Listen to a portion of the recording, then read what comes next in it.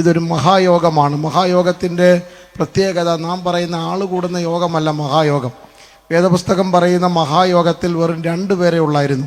3 പ്രാവശ്യമാണ് ആവർത്തന പുസ്തകത്തിൽ, സംഖ്യാപുസ്തകത്തിൽ, പുറപ്പാട് പുസ്തകത്തിൽ അത് എടുത്തു പറയുന്നത്. അന്ന് മോശയെ കാണുവാൻ ദൈവം ഇറങ്ങി വന്നു. അതിൻ്റെ പേര് എഴുതിയിരിക്കുന്നത് മഹായോഗമുണ്ടായിരുന്നെന്നാണ്. ദൈവവും ദൈവവചനം കേൾക്കാനും എഴുതിയെടുക്കുവാനും ഒരാൾ തയ്യാറാണെങ്കിൽ ആ യോഗത്തിൻ്റെ പേരാ മഹായോഗം. Praise the lord. ഹല്ലേലൂയ. സർവശക്തനായ ദൈവത്തിൻ്റെ അതിരത്തിൽ നിന്ന് പൊട്ടി വീഴുന്ന തിരുമൊഴികളെ ഹൃദയത്തിൻ്റെ മാംസപ്പലകയിലേക്ക് കുത്തിക്കുറിച്ചെടുക്കുവാൻ ഒരുവൻ തയ്യാറായാൽ ഇന്നും ഈ യോഗത്തിൻ്റെ പേര് മഹായോഗം എന്നാണ്. ഹല്ലേലൂയ. നമുക്ക് വളരെ പ്രാർത്ഥനയായിരിക്കും. മർക്കോസിൻ്റെ സുവിശേഷം 10-ാം അധ്യായം അതിൻ്റെ 51-ാമത് വാക്യം പ്രാരംഭമായി വായിച്ച്, ഹല്ലേലൂയ, സുപരിചിതമായ ഒരു ചിന്തയിൽ നിന്ന് പരിശുദ്ധാത്മാവ് എനിക്ക് തന്ന നിയോഗം നിങ്ങളെ അറിയിക്കുവാൻ ഞാൻ കർത്താവിൽ ശരണപ്പെടും. യേശു അവനോട്, ഞാൻ നിനക്ക് എന്തു ചെയ്തു തരണമെന്ന് നീ ഇച്ഛിക്കുന്നു എന്ന് ചോദിച്ചതിനെ, റബൂനി, എനിക്ക് കാഴ്ച പ്രാപിക്കണമെന്ന് കുരുടൻ അവനോട് പറഞ്ഞു. മതി. സ്തോത്രം. യേശു ഒരു മനുഷ്യനോട് ചോദിക്കുന്ന ചോദ്യവും ആ ചോദ്യത്തിന് ആ മനുഷ്യൻ നൽകുന്ന ഉത്തരവുമാണ് ഇന്ന് രാത്രിയിലെ നമ്മുടെ വചന പ്രമേയത്തിനായി ഞാൻ തിരഞ്ഞെടുത്തിരിക്കുന്നത്. മർക്കോസിൻ്റെ സുവിശേഷത്തിൽ യേശു ഒരു കുരുടനെ കണ്ടുമുട്ടുകയാണ്. ആ കുരുടനോട് ചോദിക്കുന്നു, ഞാൻ നിനക്ക് എന്ത് ചെയ്തു തരേണം? വളരെ സാവകാശം നാം ഈ വചനത്തിലേക്ക് നമ്മുടെ ചിന്തകളെ കൊണ്ടുപോവുകയാണ്. യേശു അവനോട് ചോദിക്കുന്ന ചോദ്യത്തിൻ്റെ അർത്ഥം ഇത്രമേ ഉള്ളൂ: നിന്റെ ആഗ്രഹം എന്താണ്? ഇവിടെ ഇരിക്കുന്ന എല്ലാ മാന്യ ദൈവദാസിദാസന്മാരോടും ഈ ശബ്ദവീജിക്കുള്ളിൽ ഞങ്ങളെ ശ്രവിക്കുന്ന നല്ലവരായ ദേശക്കാരോടും ആത്മാർത്ഥമായി തുറന്ന ഭാഷയിൽ ചോദിക്കുന്നു, നിങ്ങളുടെ ജീവിതയാത്രയിലെ ആഗ്രഹം എന്താണ്? നമ്മുടെ ആഗ്രഹം എന്താണെന്ന് ഇന്ന് രാത്രി അറിയണം. ഈ മണ്ണിൽ നമുക്ക് ജനിച്ച് ജീവിക്കുവാൻ, വളരുവാൻ ലഭിച്ച ഒരു ചെറിയ ആയുസ്, 50, 60, 80, 100 ആയിക്കൊള്ളട്ടെ, ആയുസിൻ്റെ ദൈർഘ്യം നമുക്കറിയാത്തത് കൊണ്ട് ഏതായാലും 2025 ജനുവരി മാസം 5-ാം തീയതി വരെയെങ്കിലും ജീവിപ്പാൻ ദൈവം നമുക്ക് ഭാഗ്യം തന്നല്ലോ. അതോർത്ത് ദൈവത്തിന് നന്ദി പറയുന്നു. ഇന്ന് രാത്രി ദൈവം നിങ്ങളോട് നേരിട്ട് ചോദിക്കുകയാണ്, വചനത്തിൽ കൂടെ ചോദിക്കുന്നു. നിങ്ങളുടെ ഹൃദയത്തോട് പരിശുദ്ധാത്മാവ് ചോദിക്കുന്നു, നിങ്ങളുടെ ആഗ്രഹം എന്താണ്? ഇവിടെ ഇരിക്കുന്ന നിങ്ങളെ ഓരോരുത്തരെയും എഴുന്നേൽപ്പിച്ച് നിർത്തി നിങ്ങളുടെ ആഗ്രഹം ചോദിച്ചാൽ വ്യത്യസ്തമായ ആഗ്രഹമായിരിക്കാം നാം പറയുന്നത്. 90 വയസ്സുള്ള 100 വയസ്സുള്ള അപ്പച്ചനോടും എന്താണ് പ്രാർത്ഥനാ വിഷയം എന്ന് ചോദിച്ചാൽ ദീർഘായുസിന് വേണ്ടി പ്രാർത്ഥിക്കണം. ജീവിച്ച് കൊതി തീർന്നിട്ടില്ല മനുഷ്യർക്ക്. എന്തെങ്കിലും വാങ്ങിയാൽ ഇനിയും വാങ്ങാനുള്ള ആർത്തി. അല്ല, ആഹാരം കഴിച്ചാൽ കഴിച്ച് കൊതി തീർന്നിട്ടില്ല. വസ്ത്രം ധരിച്ചാൽ ഒന്ന് മാറി ധരിച്ച് കൊതി തീർന്നിട്ടില്ല. ഈ മണ്ണിലുള്ള ഒരു മഹത്വവും അനുഭവിച്ചും ആസ്വദിച്ചിട്ടും ആർക്കും ഇന്ന് വരെ തൃപ്തി വരാത്തൊരു സമയത്ത്, ഹല്ലേലൂയ, എന്താണ് എനിക്ക് വേണ്ടതെന്നൊരു ഉത്തരം കൊടുക്കുവാൻ നാം തപ്പി നടക്കുമ്പോൾ ഇതാ തുറന്ന ഭാഷയിൽ ഒരു മനുഷ്യൻ പറയുന്നു, എനിക്ക് കണ്ണ് തുറന്ന് കിട്ടണം. ഹല്ലേലൂയ. ഇന്ന് രാത്രി നമ്മുടെ ആഗ്രഹങ്ങളെ ഈ മണ്ണിൽ പൊട്ടിമുളയ്ക്കുന്ന ഈ അനുഗ്രഹങ്ങളിൽ നിന്ന് എടുത്തു മാറ്റിയിട്ട് ഉയരത്തിലെ കാഴ്ചപ്പാട് പ്രാപിക്കേണ്ടതിന് വേണ്ടി നമ്മുടെ ഹൃദയദൃഷ്ടി ഒന്ന് പ്രകാശിക്കണമേ എന്ന് നാം പ്രാർത്ഥിച്ചു തുടങ്ങിയാൽ അസാധാരണമായ വെളിപ്പാടുകൾ നമുക്ക് തരുവാൻ നമ്മുടെ ദൈവം വിശ്വസ്തനാണ്. വേദപുസ്തകത്തിൽ ധാരാളം വ്യക്തികളോട് അവരുടെ ആവശ്യങ്ങൾ ചോദിച്ചതും അവരുടെ ഉത്തരം പറഞ്ഞതും നമുക്ക് നന്നായിട്ടറിയാം. അതുകൊണ്ട് ഇന്ന് രാത്രി ഈ വചന കേൾവിയുടെ പ്രാരംഭ സമയത്ത് നമ്മുടെ ആഗ്രഹങ്ങളെയും എൻ്റെ ആഗ്രഹമല്ല ദൈവത്തിൻ്റെ ആഗ്രഹം എൻ്റെ ആഗ്രഹമായി മാറണമേ എന്ന പ്രാർത്ഥനയോടെ നമുക്ക് ദൈവസന്നിധിയിലായിരിക്കാം. ഇനി വാക്യങ്ങളൊന്നും വായിക്കേണ്ട, പറയുന്ന വാക്യം മാത്രം വായിച്ചാൽ മതി. 1 രാജാക്കന്മാരുടെ പുസ്തകം 3-ാം അധ്യായത്തിൽ ഇസ്രയേലിൻ്റെ രാജാവായി അഭിഷേകം ചെയ്യപ്പെട്ട ശലോമോൻ, ദാവീദിന് ശേഷം ശലോമോൻ രാജാവായി മാറി. കാലം കണ്ട, ചരിത്രം കണ്ട ഏറ്റവും ജ്ഞാനിയായ മനുഷ്യൻ, ഏറ്റവും വലിയ അറിവുള്ള മനുഷ്യൻ, ഏറ്റവും ധനമുള്ള മനുഷ്യൻ, എല്ലാവരാലും ആദരിക്കപ്പെട്ട മനുഷ്യൻ. ശലോമോൻ രാജാവായി തൻ്റെ 40-ാമത്തെ ജന്മദിനം ഏകദേശമാണ് രാജാവാകുന്നത്. അവന് ഗിബയിൽ വെച്ച് ദൈവം പ്രത്യക്ഷനായി എന്നാണ് വായിക്കുന്നത്. അവൻ്റെ ഒരു ബർത്ത്ഡേ പോലെ നമുക്ക് ആഘോഷമാണ്. അവിടെ വെച്ച് ദൈവം പ്രത്യക്ഷനായിട്ട് ശലോമോനോട് ചോദിക്കുന്നു, നിന്റെ ആഗ്രഹം എന്താണ്? നിന്റെ ആഗ്രഹം എന്താണെന്ന് ചോദിക്കുന്നു. ദൈവം തന്നെ ചോദിക്കുകയാണ്, എന്താ ആഗ്രഹം? തുറന്നു പറഞ്ഞു. നിങ്ങൾക്കാണ് ഇങ്ങനെ ഒരു അവസരം കിട്ടിയാൽ ഇന്ന് രാത്രി നിങ്ങൾ എന്ത് പറയും?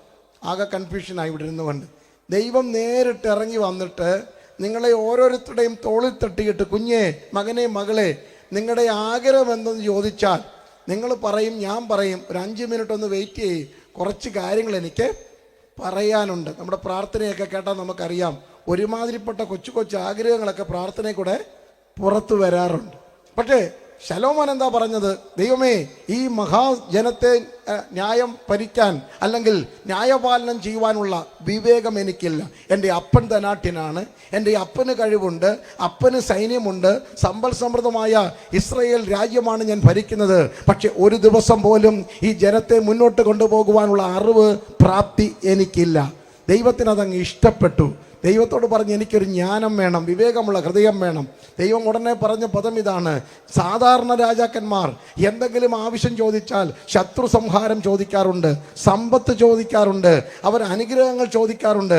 പക്ഷെ നീ ചോദിച്ചത് ജ്ഞാനമാണ്. ഇന്ന് രാത്രി ഞാൻ വിളിച്ചു പറയട്ടെ, ഇവിടെയുള്ള പ്രിയപ്പെട്ടവരോട്, ദൈവത്തോട് ചോദിക്കുന്നെങ്കിൽ ഉയരത്തിലെ ജ്ഞാനം ചോദിക്കണം. സമ്പത്ത് കൊണ്ട് തൃപ്തി തരുവാൻ കഴിയാത്ത, ഈ മണ്ണിലെ മഹത്വം കൊണ്ട് തൃപ്തി തരുവാൻ കഴിയാത്ത, ഈ ലോകത്തിലെ നേടിയെടുക്കുന്ന സൈന്യത്തിനോ സമ്പത്തിനോ ആരോഗ്യത്തിനോ ബലത്തിനോ ധനത്തിനോ മാനത്തിനോ തരുവാൻ കഴിയാത്ത തൃപ്തി ഉയരത്തിലെ ജ്ഞാനത്തിന് തരുവാൻ കഴിയും. ആ ജ്ഞാനമെന്ന് പറയുന്നത് ദൈവത്തെക്കുറിച്ചുള്ള അറിവാണ് ജ്ഞാനം. എന്താ ജ്ഞാനം? അല്ലെങ്കിൽ യഹോഭക്തി ജ്ഞാനത്തിൻ്റെ ആരംഭമാകുന്നു. സർവശക്തനെ കുറിച്ചുള്ള അറിവാണ് വിവേകം. എനിക്ക് ദൈവത്തെ അറിയാമെന്ന് ഇവിടെ ഇരിക്കുന്ന ഒരു വ്യക്തി പറഞ്ഞാൽ നിങ്ങളെപ്പോലെ ജ്ഞാനികൾ വേറെ ആരുമില്ല. ഹല്ലേലൂയ. ഈ ദേശത്തോട് ഞാൻ പറയുന്നു, യേശുവിനെ അറിയണം. വന്നു കയറിയപ്പോൾ വളരെ മനോഹരമായി യേശുവിൻ്റെ അവദാനത്തെ കീർത്തിക്കുന്ന ഗാനങ്ങൾ ദൈവദാസിദാസന്മാർ ആലപിക്കുന്ന കേട്ടു. യേശു എന്ന നാമമല്ലാതെ വേറൊരു നാമമില്ല. ഈ മണ്ണിൽ ഇന്നു രാത്രിയും ഞങ്ങൾക്ക് ഉയർത്തുവാൻ മറ്റൊരു നാമമില്ല, അത് യേശുവിൻ്റെ നാമം മാത്രമാണ്. യേശുവിനെ എനിക്കറിയാം എന്ന് പറയുന്നവരാണ് ജ്ഞാനി. ഹല്ലേലൂയ. അപ്പോൾ തന്നെ വചനം പറയുന്നു, ദൈവമില്ലെന്ന് ആരെങ്കിലും പറഞ്ഞാൽ അവൻ്റെ പേരാണ് ഭോഷൻ. ദൈവമില്ല എന്ന് മൂഢൻ തൻ്റെ ഹൃദയത്തിൽ പറയുന്നു. കാണുന്ന, ചരിക്കുന്ന, ജീവിക്കുന്ന, സഞ്ചരിക്കുന്ന, ഹല്ലേലൂയ, സർവശക്തനായ ഒരു ദൈവത്തെക്കുറിച്ചുള്ള വെളിപ്പാട് അറിവകത്തില്ലെങ്കിൽ അവനെ പോലെ ഭോഷനാരുമില്ല. അങ്ങനെയെങ്കിൽ എൻ്റെ മുമ്പിലിരിക്കുന്ന മാന്യ സഹോദരി സഹോദരന്മാരെ, അത്യുന്നതനായ ദൈവത്തെ കണ്ടുമുട്ടുവാൻ നമ്മുടെ ജീവിതത്തിൽ ലഭിച്ച ഭാഗ്യമാണ് ലോകത്തിലെ ഏറ്റവും വലിയ അനുഗ്രഹം.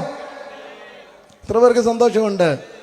നമ്മെ വീണ്ടെടുത്ത് നമുക്ക് പുത്രത്വം നൽകി രാജ്യത്തിലാക്കി ദൈവത്തിൻ്റെ മക്കളാക്കി ഓഹരിക്കാരാക്കി അവകാശം തന്ന് നമ്മെ ഉറപ്പിച്ച് വഴി നടത്തുന്ന സർവശക്തനായ ദൈവത്തെക്കുറിച്ചുള്ള ഒരു അറിവ് നമുക്കുണ്ടാകട്ടെ.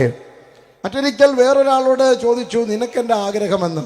എസ്തേറിനോടാണ് ചോദിക്കുന്നത്. പഴയ നിയമത്തിലെ പ്രസിദ്ധമായ ഒരു കഥാപാത്രമാണ്, ഒരു സ്ത്രീ രത്നമാണ് എസ്തേർ. അഹശ്വേരോശ് രാജാവിൻ്റെ സന്നിധിയിലേക്ക് നടന്നു കയറുന്ന അഹശ്വേരോശ് എസ്തേറിനോട് അഹശ്വേരോശ് രാജാവ് ചോദിക്കുന്നു, എസ്തേർ രാജ്ഞി, നിന്റെ ആഗ്രഹം എന്താണ്? 127 സംസ്ഥാനങ്ങളാണ്, 29ഓളം സംസ്ഥാനങ്ങളെ നാം പാർക്കുന്ന ഈ ബൃഹത്തായ ഭാരതത്തിനുള്ളൂ. അപ്പം നോക്കണമല്ലേ, കേരളത്തിൻ്റെ 14 ജില്ലകളുണ്ട്, 127 ഹിന്ദുദേശം മുതൽ കൂശ് വരെ ഒരുപോലെ വിസ്തൃതമായി പരന്നു കിടക്കുന്ന ഈ രാജ്യത്തിൻ്റെ അധിപതിയാണ് ചോദിക്കുന്നത്, നിനക്ക് എന്തു വേണം? എന്നിട്ട് എടുത്തു പറഞ്ഞു, രാജ്യത്തിൻ്റെ പകുതിയാണേലും, ചുരുക്കം പറഞ്ഞാൽ ഏകദേശം 63-64 സ്റ്റേറ്റ് എഴുതി കൈ തരാമെന്ന് പറഞ്ഞു. നമ്മളാണെങ്കിൽ എപ്പോൾ 5 സെൻറ്റിന് വേണ്ടി അടിയുണ്ടാക്കുന്ന കാലഘട്ടമാണ്. നമ്മളാണെങ്കിൽ ഇത് എപ്പോൾ വാങ്ങിച്ചുകൊണ്ട് വീട്ടിൽ പോയെന്ന് ഓർത്താൽ മതി. പക്ഷെ അവൾ പറഞ്ഞത്, ഞാനിവിടെ സ്ഥലക്കച്ചവടം നടത്താൻ വന്നതല്ല, ഞാനിവിടെ അല്ലെങ്കിൽ എന്തിൻ്റെയെങ്കിലും പുറത്ത് വേറൊന്നും കൂടെ കെട്ടിപ്പൊക്കിയിട്ട് അതിൻ്റെ മഹത്വം കണ്ട് കണ്ണിഞ്ഞു മഞ്ഞളിച്ച് ഇവിടെ നിൽക്കാൻ വന്നതല്ല. എനിക്കൊരാഗ്രഹമുണ്ട്, എൻ്റെ ജനം വിടുതൽ പ്രാപിക്കണം. ഇന്ന് രാത്രി എത്ര പേർക്ക് അങ്ങനെയൊക്കെ ആഗ്രഹങ്ങളുണ്ട്? ഞങ്ങൾ സന്തോഷിക്കുമ്പോൾ, ഞാൻ കൊട്ടാരതുല്യമായ, ഞാൻ ഭൗതികമല്ല പറയുന്നത്, ഞാൻ പറയുന്ന ഒരു പ്രസംഗത്തിനകത്തും നിങ്ങൾ ഭൗതികത്തിന് മാർക്കിടല്ലേ. ഞാൻ പാർക്കുന്ന സ്വർഗസിംഹാസനത്തിനകത്ത്, ഞാൻ പാർക്കുന്ന സ്വർഗസ്ഥലം, ഞാൻ അനുഭവിക്കുന്ന ആത്മസന്തോഷം, ഞാൻ അനുഭവിക്കുന്ന പരിശുദ്ധാത്മാവ്, ഞാൻ കണ്ടു വളരുന്ന ദൈവവചനം, ഞാൻ കേൾക്കുന്ന ദൈവിക ദൂതുകൾ, അതിൻ്റെ സന്തോഷം ഞാൻ അനുഭവിക്കുമ്പോൾ, ഇതില്ലാതെ വാളിന് വായ്ത്തലയായി അഗ്നി നരകത്തിലേക്ക് പോകുന്ന ഒരു കൂട്ടത്തെ ഞാൻ പുറത്ത് കാണുന്നു. അവരുടെ വിടുതലാണ് എന്റെ ലക്ഷ്യമെന്ന സ്വപ്നമുള്ള എത്ര പേർ ഇന്ന് രാത്രി ഇതിനകത്തുണ്ട്? അവർക്ക് ദൈവത്തിന് മഹത്വം കൊടുക്കാം. ഹല്ലേലൂയ. ഇത് മതം മാറുന്ന പരിപാടിയല്ലല്ലോ. ഇത് ക്രിസ്തു എന്ന മാർഗത്തിലേക്ക് വന്നിട്ട് ഹല്ലേലൂയ ഉന്നതമായ ഒരു ജീവിതശൈലി കെട്ടിപ്പടുക്കുന്നതാ വിശുദ്ധ തിരുവെഴുത്തെന്ന് പറയുന്നത്. ഹല്ലേലൂയ പാപത്തിന്റെ ദാസന്മാരായിരിക്കുന്നവരെ നീതിയുടെ ദാസന്മാരായി മാറ്റുന്ന, ലോകമോഹത്തിൽ നിൽക്കുന്നവർ സ്വർഗ സ്നേഹികളായി മാറുന്ന, അത്യുന്നതന്റെ മക്കളായി മാറുന്ന, പിശാചിന്റെ പിടിയിൽ നിന്ന് അഴിച്ചു മാറ്റിയിട്ട് നിത്യനാശത്തിൽ നിന്ന് വേർതിരിച്ചെടുത്തിട്ട് നാശകരമായ കുടിയിൽ നിന്ന് ഉയർത്തിയെടുത്തിട്ട് ഒരു പാറമേൽ നിൽക്കുന്നത് പോലെ ആത്മീയ ഉന്നതിയിൽ നിർത്തിയിട്ട് അതരത്തിൽ ദൈവത്തിന് സ്തോത്രം പറയുന്ന, സ്തുതി കൊടുക്കുന്ന മാർഗമാ യേശുവിന്റെ നാമം. അതെ, ചിലരും കൂടെ ഇന്ന് രാത്രി ഈ കെട്ടിൽ നിന്ന് വിടുവിക്കപ്പെടണമെന്ന് എത്ര പേർക്ക് ആഗ്രഹമുണ്ട്? അതാണ് എൻ്റെ ആശ. ഹല്ലേലൂയ. ഈ പ്രദേശങ്ങളിൽ സുവിശേഷ യോഗം നടത്തുന്നതിൽ ഉദ്ദേശം മറ്റൊന്നുമല്ല IPC കർമ്മേൽ സഭയുടെ പേര് വിസ്തൃതമാക്കുവാനാണെന്ന് എനിക്ക് തോന്നുന്നില്ല. ഇതിന് നല്ല ചെലവുണ്ട്, എനിക്ക് നന്നായിട്ടറിയാം. ഹല്ലേലൂയ. അത്യധ്വാനം ചെയ്ത ദൈവദാസന്മാരുണ്ട്, കണ്ണുനീരൊഴുക്കി പ്രാർത്ഥിച്ച സഹോദരി സഹോദര കുടുംബങ്ങളുണ്ട്. ഇവരൊക്കെ നാട്ടിലെന്തെങ്കിലും പേര് സ്ഥാപിക്കാൻ വേണ്ടി അല്ല അവരിത് ചെയ്യുന്നത്. ചിലരും കൂടെ കർത്താവിനെ കണ്ടുമുട്ടണം, ചിലരുടെ യേശുവിനെ അറിയണം, ചിലരും കൂടെ ദൈവത്തെ രാജ്യത്തിന് ഓഹരിക്കാരായി മാറണം. പ്രാർത്ഥിച്ചപ്പോൾ ദൈവദാസൻ ഓർപ്പിച്ചു, ചിലരെ പേരും കൂടെ ജീവ പുസ്തകത്തിൽ എഴുതണം. രക്ഷിക്കപ്പെടുന്ന ചിലരെ ഇന്ന് രാത്രി സ്വർഗം കണ്ടുകൊണ്ടാണ് ഈ സുവിശേഷത്തിന്റെ വിത്തുകൾ ഈ ദേശത്ത് വാരിയെറിയുന്നത്. കാലത്തിന്റെ പഴക്കത്തിൽ ചക്രം തിരിയുമ്പോൾ, യേശുവിന്റെ വരവ് താമസിക്കുമ്പോൾ ഈ ചിലതിനെ കൂടെ ക്രിസ്തുവിന് ആദായപ്പെടുത്തുമെന്ന ഉറപ്പുള്ള എത്ര പേർ ഇന്ന് രാത്രി ഇതിനകത്തുണ്ട്? നമ്മുടെ പ്രയത്നം ക്രിസ്തുവിൽ വൃഥാവല്ല. ഹല്ലേലൂയ.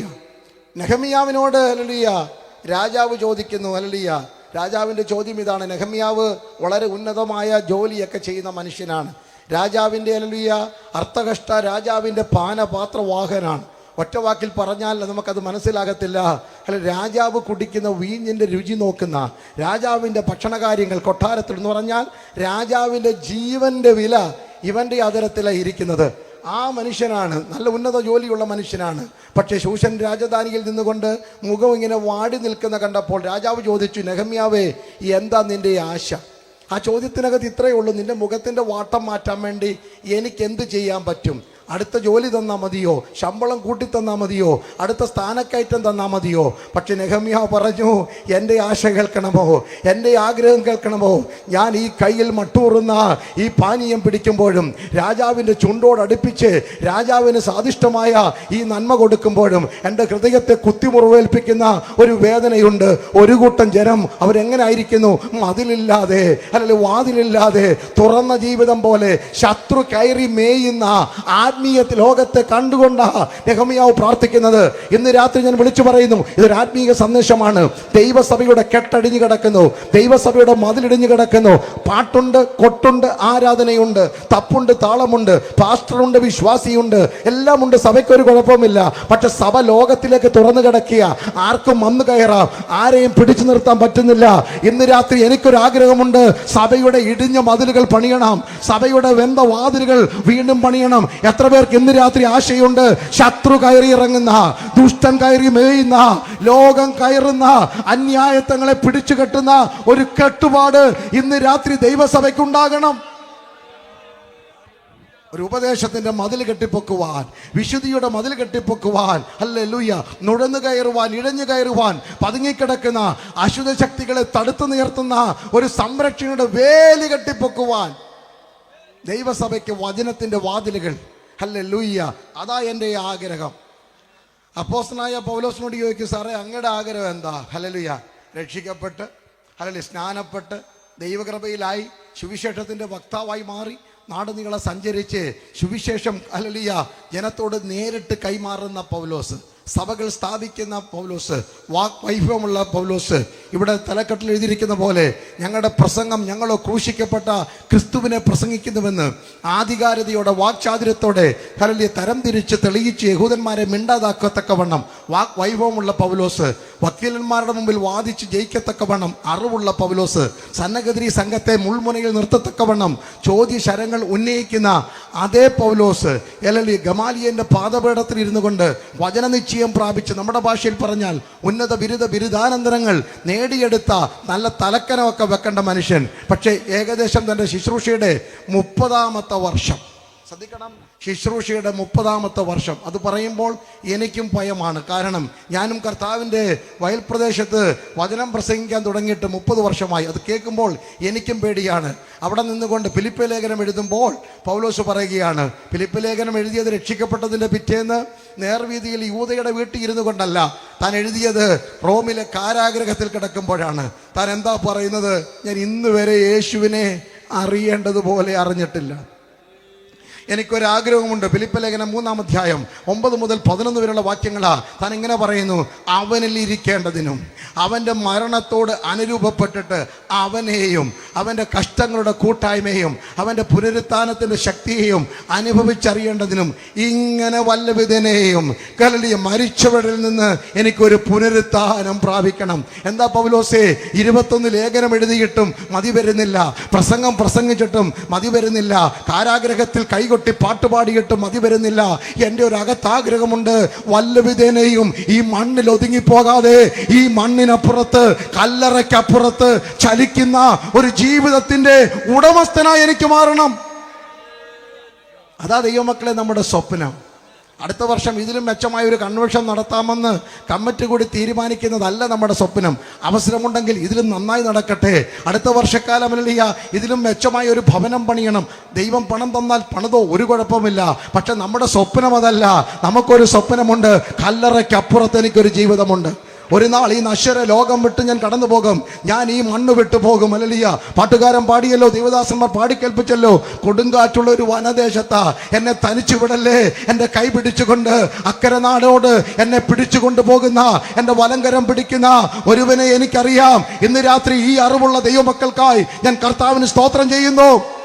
ഞങ്ങളുടെ സ്വപ്നം, ഞങ്ങൾ ഒരു നാൾ ഈ മണ്ണ് വിട്ടു പോകും, നിത്യമായ പ്രകാശത്തിലേക്ക്, ശോഭിത തീരത്തിലേക്ക്, അക്കരെ നാട്ടിലേക്ക്, വാഗ്ദത്ത നഗരങ്ങളിലേക്ക് ഞങ്ങൾ നടന്നു കയറും. അതിൽ കുറഞ്ഞൊരു സ്വപ്നം ഞങ്ങൾക്കില്ല.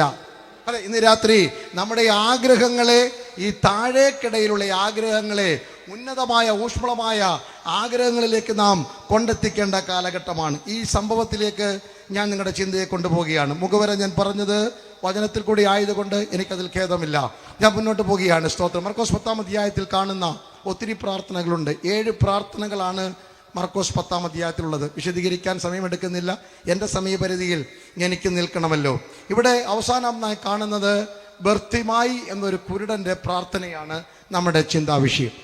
വിശുദ്ധ തിരുവെഴുത്തിൽ കർത്താവിൻ്റെ ഐഹിക ജീവിതകാലത്ത് 3.5 വർഷത്തിനുള്ളിൽ 39ഓളം അല്ലെങ്കിൽ പ്രകടമായ പ്രത്യക്ഷമായ അത്ഭുതങ്ങളാണ് യേശു ഈ മണ്ണിൽ ചെയ്തത്. അതിൻ്റെ അർത്ഥം 39 അത്ഭുതമല്ല യേശു ചെയ്തത്. അതിൻ്റെ അർത്ഥം ഇതിന് എണ്ണം പറയാൻ കഴിയത്തില്ല. ഈ പുസ്തകത്തിൽ എഴുതിയിരിക്കുന്നതല്ലാതെ മറ്റനേകം അത്ഭുതങ്ങളും യേശു ചെയ്തു. എന്നാൽ വിവരിക്കാൻ സമയം പോരാത്തത് കൊണ്ട് അത് എഴുതിയിട്ടില്ല. അന്ന് തുടങ്ങിയ അത്ഭുതം ഇന്നും യേശു തുടർന്നുകൊണ്ടേയിരിക്കുന്നു. അല്ലെങ്കിൽ അത് അനുഭവിക്കുന്ന ദൈവമക്കളാ എൻ്റെ തൊട്ട് മുമ്പിലുള്ളത്. ഞാൻ നിങ്ങളും ജീവിക്കുന്നതൊരു അത്ഭുതം. Hallelujah, praise the lord. Hallelujah. ദൈവത്തിന് സ്തോത്രം പറയാൻ എന്തെങ്കിലും കാരണം വേണം. നമ്മളിങ്ങനെ കണ്ടുപിടിക്കാൻ നോക്കിയിരിക്കുക.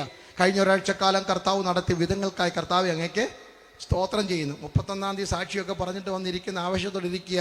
ഞാനൊരു 10-30 വർഷമായിട്ട് 31-ാം തീയതി സാക്ഷ്യമുള്ള സ്ഥലത്തല്ല പാർക്കുന്നത്. അതുകൊണ്ട് എനിക്കതിനെക്കുറിച്ച് വലിയ അറിവില്ല. അതുകൊണ്ട് നിങ്ങളെല്ലാം നല്ല സാക്ഷിയൊക്കെ പണ്ട് ചെറുപ്പത്തിലൊക്കെ ഉണ്ടായിരുന്നു. സാക്ഷിയൊക്കെ പറഞ്ഞ് കഴിഞ്ഞ ഒരു വർഷക്കാലം ദൈവമേ അങ്ങ് ആഗ്രഹിച്ചതുപോലൊന്നും ജീവിക്കാൻ നിങ്ങൾ പറഞ്ഞ കാര്യമില്ല, ഞാൻ പറയുന്നത്. നിങ്ങൾ എന്തോടെ പറഞ്ഞേ, കർത്താവ് ശേഷിക്കുന്ന ഒരു വർഷം തന്നാൽ കർത്താവിന് വേണ്ടി എന്തെങ്കിലുമൊക്കെ ഒന്നും ആകാൻ പോകുന്നില്ല. ഇന്നലെ ഞാൻ ഇവിടുത്തെ പ്രസംഗിച്ചപ്പോൾ പറഞ്ഞു, 31-ാം തീയതി രാത്രി ഞാൻ എൻ്റെ സഭയിൽ ശുശ്രൂഷിച്ചപ്പോൾ ഞാൻ ഇങ്ങനെയാണ് പറഞ്ഞത്, വളരെ സന്തോഷം, വലത്ത് കാല് വെച്ചോ ഇടത്ത് കാല് വെച്ചോ 2 കാലും വെച്ചോ ഒക്കെ നിങ്ങൾ 25-ലോട്ട് കയറിക്കോ, എനിക്കൊരു 6 തലേ കയറായിരുന്നാൽ മതി, ഒരു കുഴപ്പമില്ല, കയറിക്കോ. പക്ഷെ തിരിച്ചു ചെല്ലുമ്പോൾ കുഞ്ഞമ്മ തന്നെ വീട്ടിൽ കാണും ഭാര്യയായിട്ട്. ഹല്ലേലൂയ. അവറാച്ചൻ തന്നെ ഭർത്താവായിട്ട് വീട്ടിൽ കാണും. സാബുവും ഷിബുവും മോളിയും സോളിയും ഒക്കെ മക്കളായിട്ട് കാണും.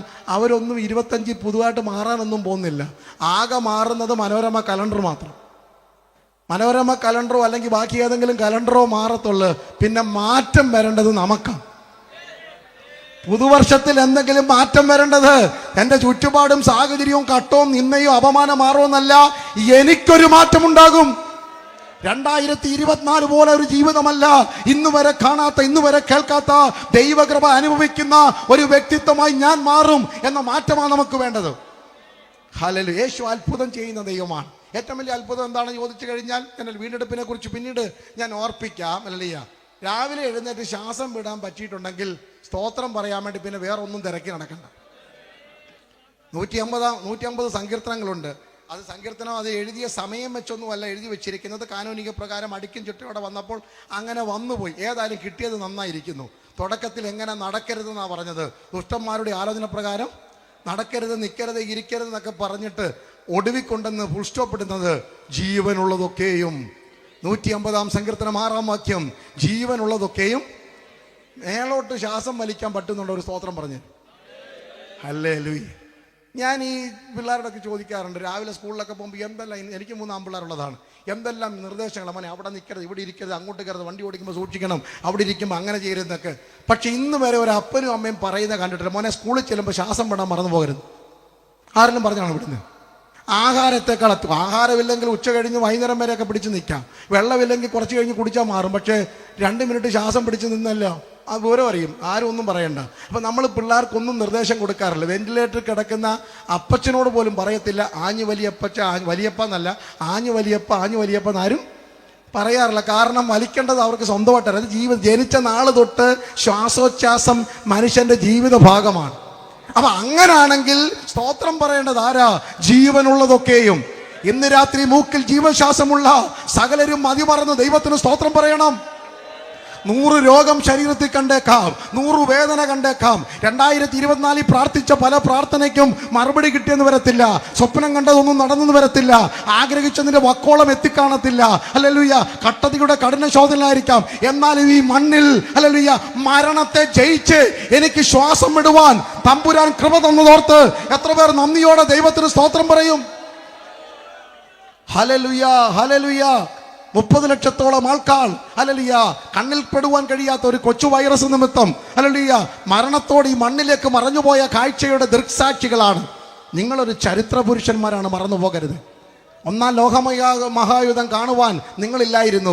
2-ാം ലോകമഹായുദ്ധത്തിന്റെ തിക്തഭാഗങ്ങളോ ആറ്റം ബോംബിന്റെ അണുബോംബിന്റെ പ്രസരങ്ങളോ കാണുവാൻ നിങ്ങളില്ലായിരുന്നു. എന്നാൽ അതിനേക്കാൾ മാരകമായി ഹല്ലേലൂയ പച്ച ജീവനോടെ ഇരിക്കുന്ന മനുഷ്യരെ സ്വന്തമായി കണ്ണുകൊണ്ട് കാണുവാൻ കഴിയാതെ, മരിച്ചവരെ കുഴിച്ചിടുവാൻ കഴിയാതെ, ഒരുമിച്ച് കൂടുവാൻ കഴിയാതെ ഒരു ചരിത്രം 4 വർഷം മുമ്പ് നമുക്കുണ്ടായിരുന്നു. നാം അതിന്റെ ദൃക്സാക്ഷികളാണ്. ജീവനുള്ളവർ ഇന്ന് രാത്രി ദൈവത്തെ സ്തുതിക്കട്ടെ. ദേശനിവാസികളെ, ഇന്ന് രാത്രി ജീവനുള്ളവർക്ക് അതരം തുറന്നു പറയാം, ഒരു ദൈവം ജീവിക്കുന്നുണ്ട്. Hallelujah, hallelujah. അങ്ങനെ യേശു ചെയ്ത അത്ഭുതങ്ങളിൽ ഒരു അത്ഭുതമാണ് ഇന്ന് രാത്രി നമ്മുടെ പഠന ചിന്താ വിഷയത്തിലേക്ക് വരുന്നത്. യേശു മരിച്ചവരെ ഉയർത്തെഴുന്നേൽപ്പിച്ചിട്ടുണ്ട്, കുരുടർക്ക് കാഴ്ച കൊടുത്തിട്ടുണ്ട്, ചെകിടരെ സൗഖ്യമാക്കി, ഊമന്മാരെ സംസാരിപ്പിച്ചു, മുടന്തരെ നടത്തിയിട്ടുണ്ട്. അത്ഭുതങ്ങളുടെ കൂമ്പാരം തന്നെ യേശുവിൻ്റെ ശുശ്രൂഷയിലുണ്ടായിരുന്നു. ആവർത്തിക്കുന്നു, യേശു ഇന്നും നമുക്ക് വേണ്ടി അത്ഭുതം ചെയ്യുന്നവനാണ്.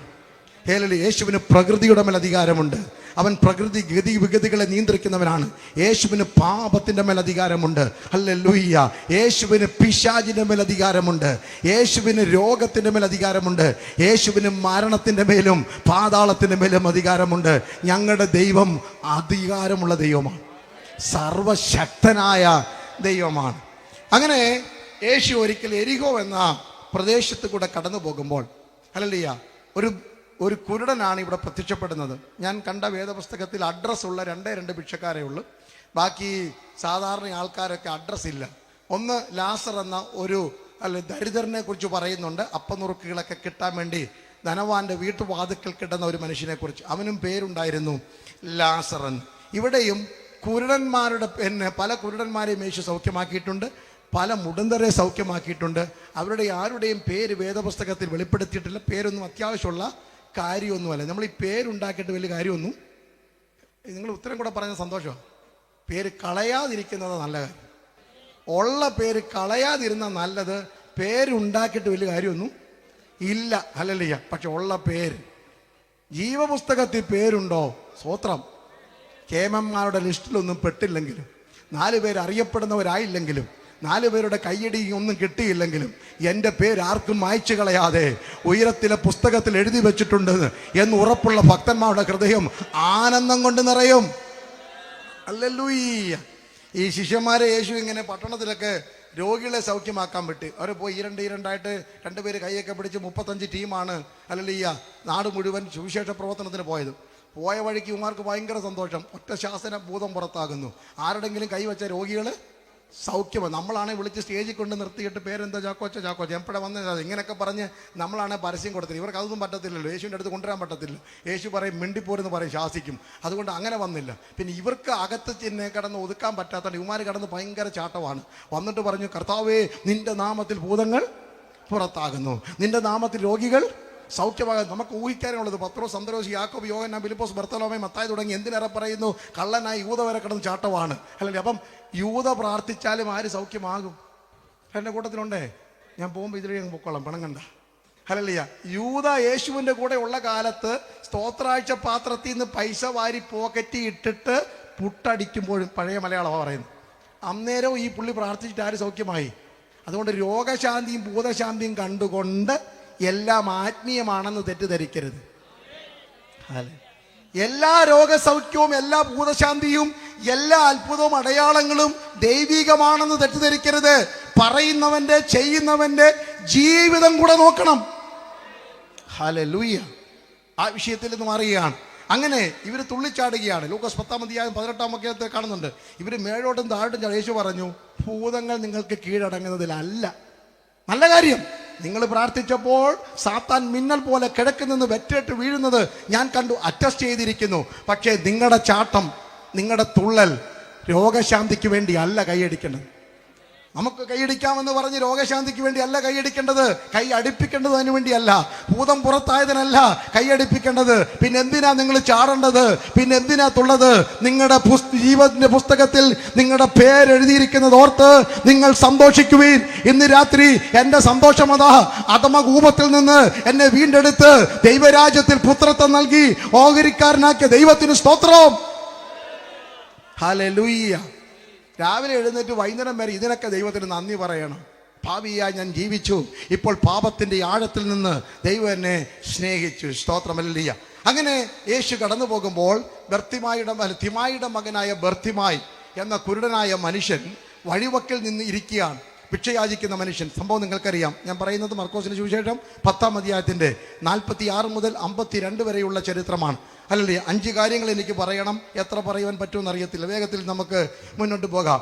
ഇവൻ പോകുമ്പോൾ, യേശു കടന്നു പോകുമ്പോൾ അവൻ ഇത് യേശുവാണെന്ന് കേട്ടിട്ട്, കണ്ണുകൊണ്ട് കാണാൻ കഴിയത്തില്ല, പക്ഷേ യേശുവാണെന്ന് കേട്ടു. ജനത്തിൻ്റെ ഒരു ആരവം. യേശു എവിടെ പോയാലും ആൾ കൂടാറുണ്ട്. യേശു എവിടെ പോയാലും ആൾക്കൂട്ടമാണ്. അല്ലെങ്കിൽ രോഗികൾ സൗഖ്യമാകുന്ന, അത്ഭുതങ്ങൾ നടക്കുന്ന ആൾക്കൂട്ടമാണ്. ആരവം കേട്ടപ്പോൾ ജനത്തിൻ്റെ ഇടയിൽ നിന്ന് മനസ്സിലായി ഈ കടന്നു വരുന്നത് യേശുവാണ്. അല്ലെങ്കിൽ ഒന്നാമത്തെ ചിന്ത, നിങ്ങൾക്ക് ലഭിക്കുന്ന ഈ അവസരം പ്രയോജനപ്പെടുത്തിക്കൊണ്ട് ഇന്ന് രാത്രി യേശു ഈ വഴിയായി കടന്നു പോകുന്നുണ്ട്. ഇന്ന് രാത്രി യേശു ഈ പന്തലിൽ കൂടെ, യേശു ഈ പട്ടണത്തിൽ കൂടെ, യേശു ഈ തുമ്പോവൺ താഴെ ഭാഗത്തു കൂടെ, യേശു നിങ്ങളുടെ വീടിന്റെ വാതിക്കൽ നിന്ന് മുട്ടുന്നു. യേശു കടന്നു പോകുന്നത് നിങ്ങൾ അറിയണം. ഹല്ലേലൂയ. അകക്കണ്ണ് തുറന്ന് ഇന്ന് രാത്രി എൻ്റെ മുമ്പിൽ വന്നു നിൽക്കുന്ന, എൻ്റെ അടുക്കൽ കടന്നു വരുന്ന എൻ്റെ വീട്ടിലുള്ള യേശുവിനെ അറിയണം. യേശുവിനെ അറിയുന്നതാ ഞാൻ ഓർപ്പിച്ച പോലെ ഏറ്റവും വലിയ ഭാഗ്യം. ഇത് യേശുവാണെന്ന് മനസ്സിലായപ്പോൾ ഒറ്റക്കരച്ചില, യേശുവേ ദാവീദ് പുത്ര എന്നോട് കരുണ കാണിക്കണം. അല്ലടി, എന്തൊരു വെളിപ്പാടത്. അല്ലടി, യേശു ആരാണെന്നുള്ള വെളിപ്പാട് ഇവന് കിട്ടിയിരുന്നു. അവൻ പഠിച്ച തോറയ്ക്കകത്തായിരിക്കാം, അമ്മയുടെ ഉദരത്തിൽ വെച്ച് തന്നെ അന്ധനായിട്ടായിരിക്കും അവൻ പിറന്നു വന്നത്. പക്ഷേ ഹല്ലേലൂയ, അവൻ കേട്ടിട്ടുണ്ട്. ഹല്ലേലൂയ, ആലയത്തിൻ്റെ 4 ഭിത്തിക്കുള്ളിൽ നിന്നുകൊണ്ട് ആൾക്കാർ വായിച്ചു കേട്ട തോറയിലെ ഭാഗങ്ങൾ മഷിക മണ്ണിൽ പിറന്നു വീഴും എന്നുള്ള പദമായിരിക്കാം. മഷികായുടെ 5 പുത്രത്വങ്ങൾ വേദപുസ്തകം നമ്മെ പഠിപ്പിക്കുന്നുണ്ട്. യേശുവിൻ്റെ 5 പുത്രത്വങ്ങൾ. ഒന്ന്, യേശു അബ്രഹാമിൻ്റെ പുത്രനാണ്.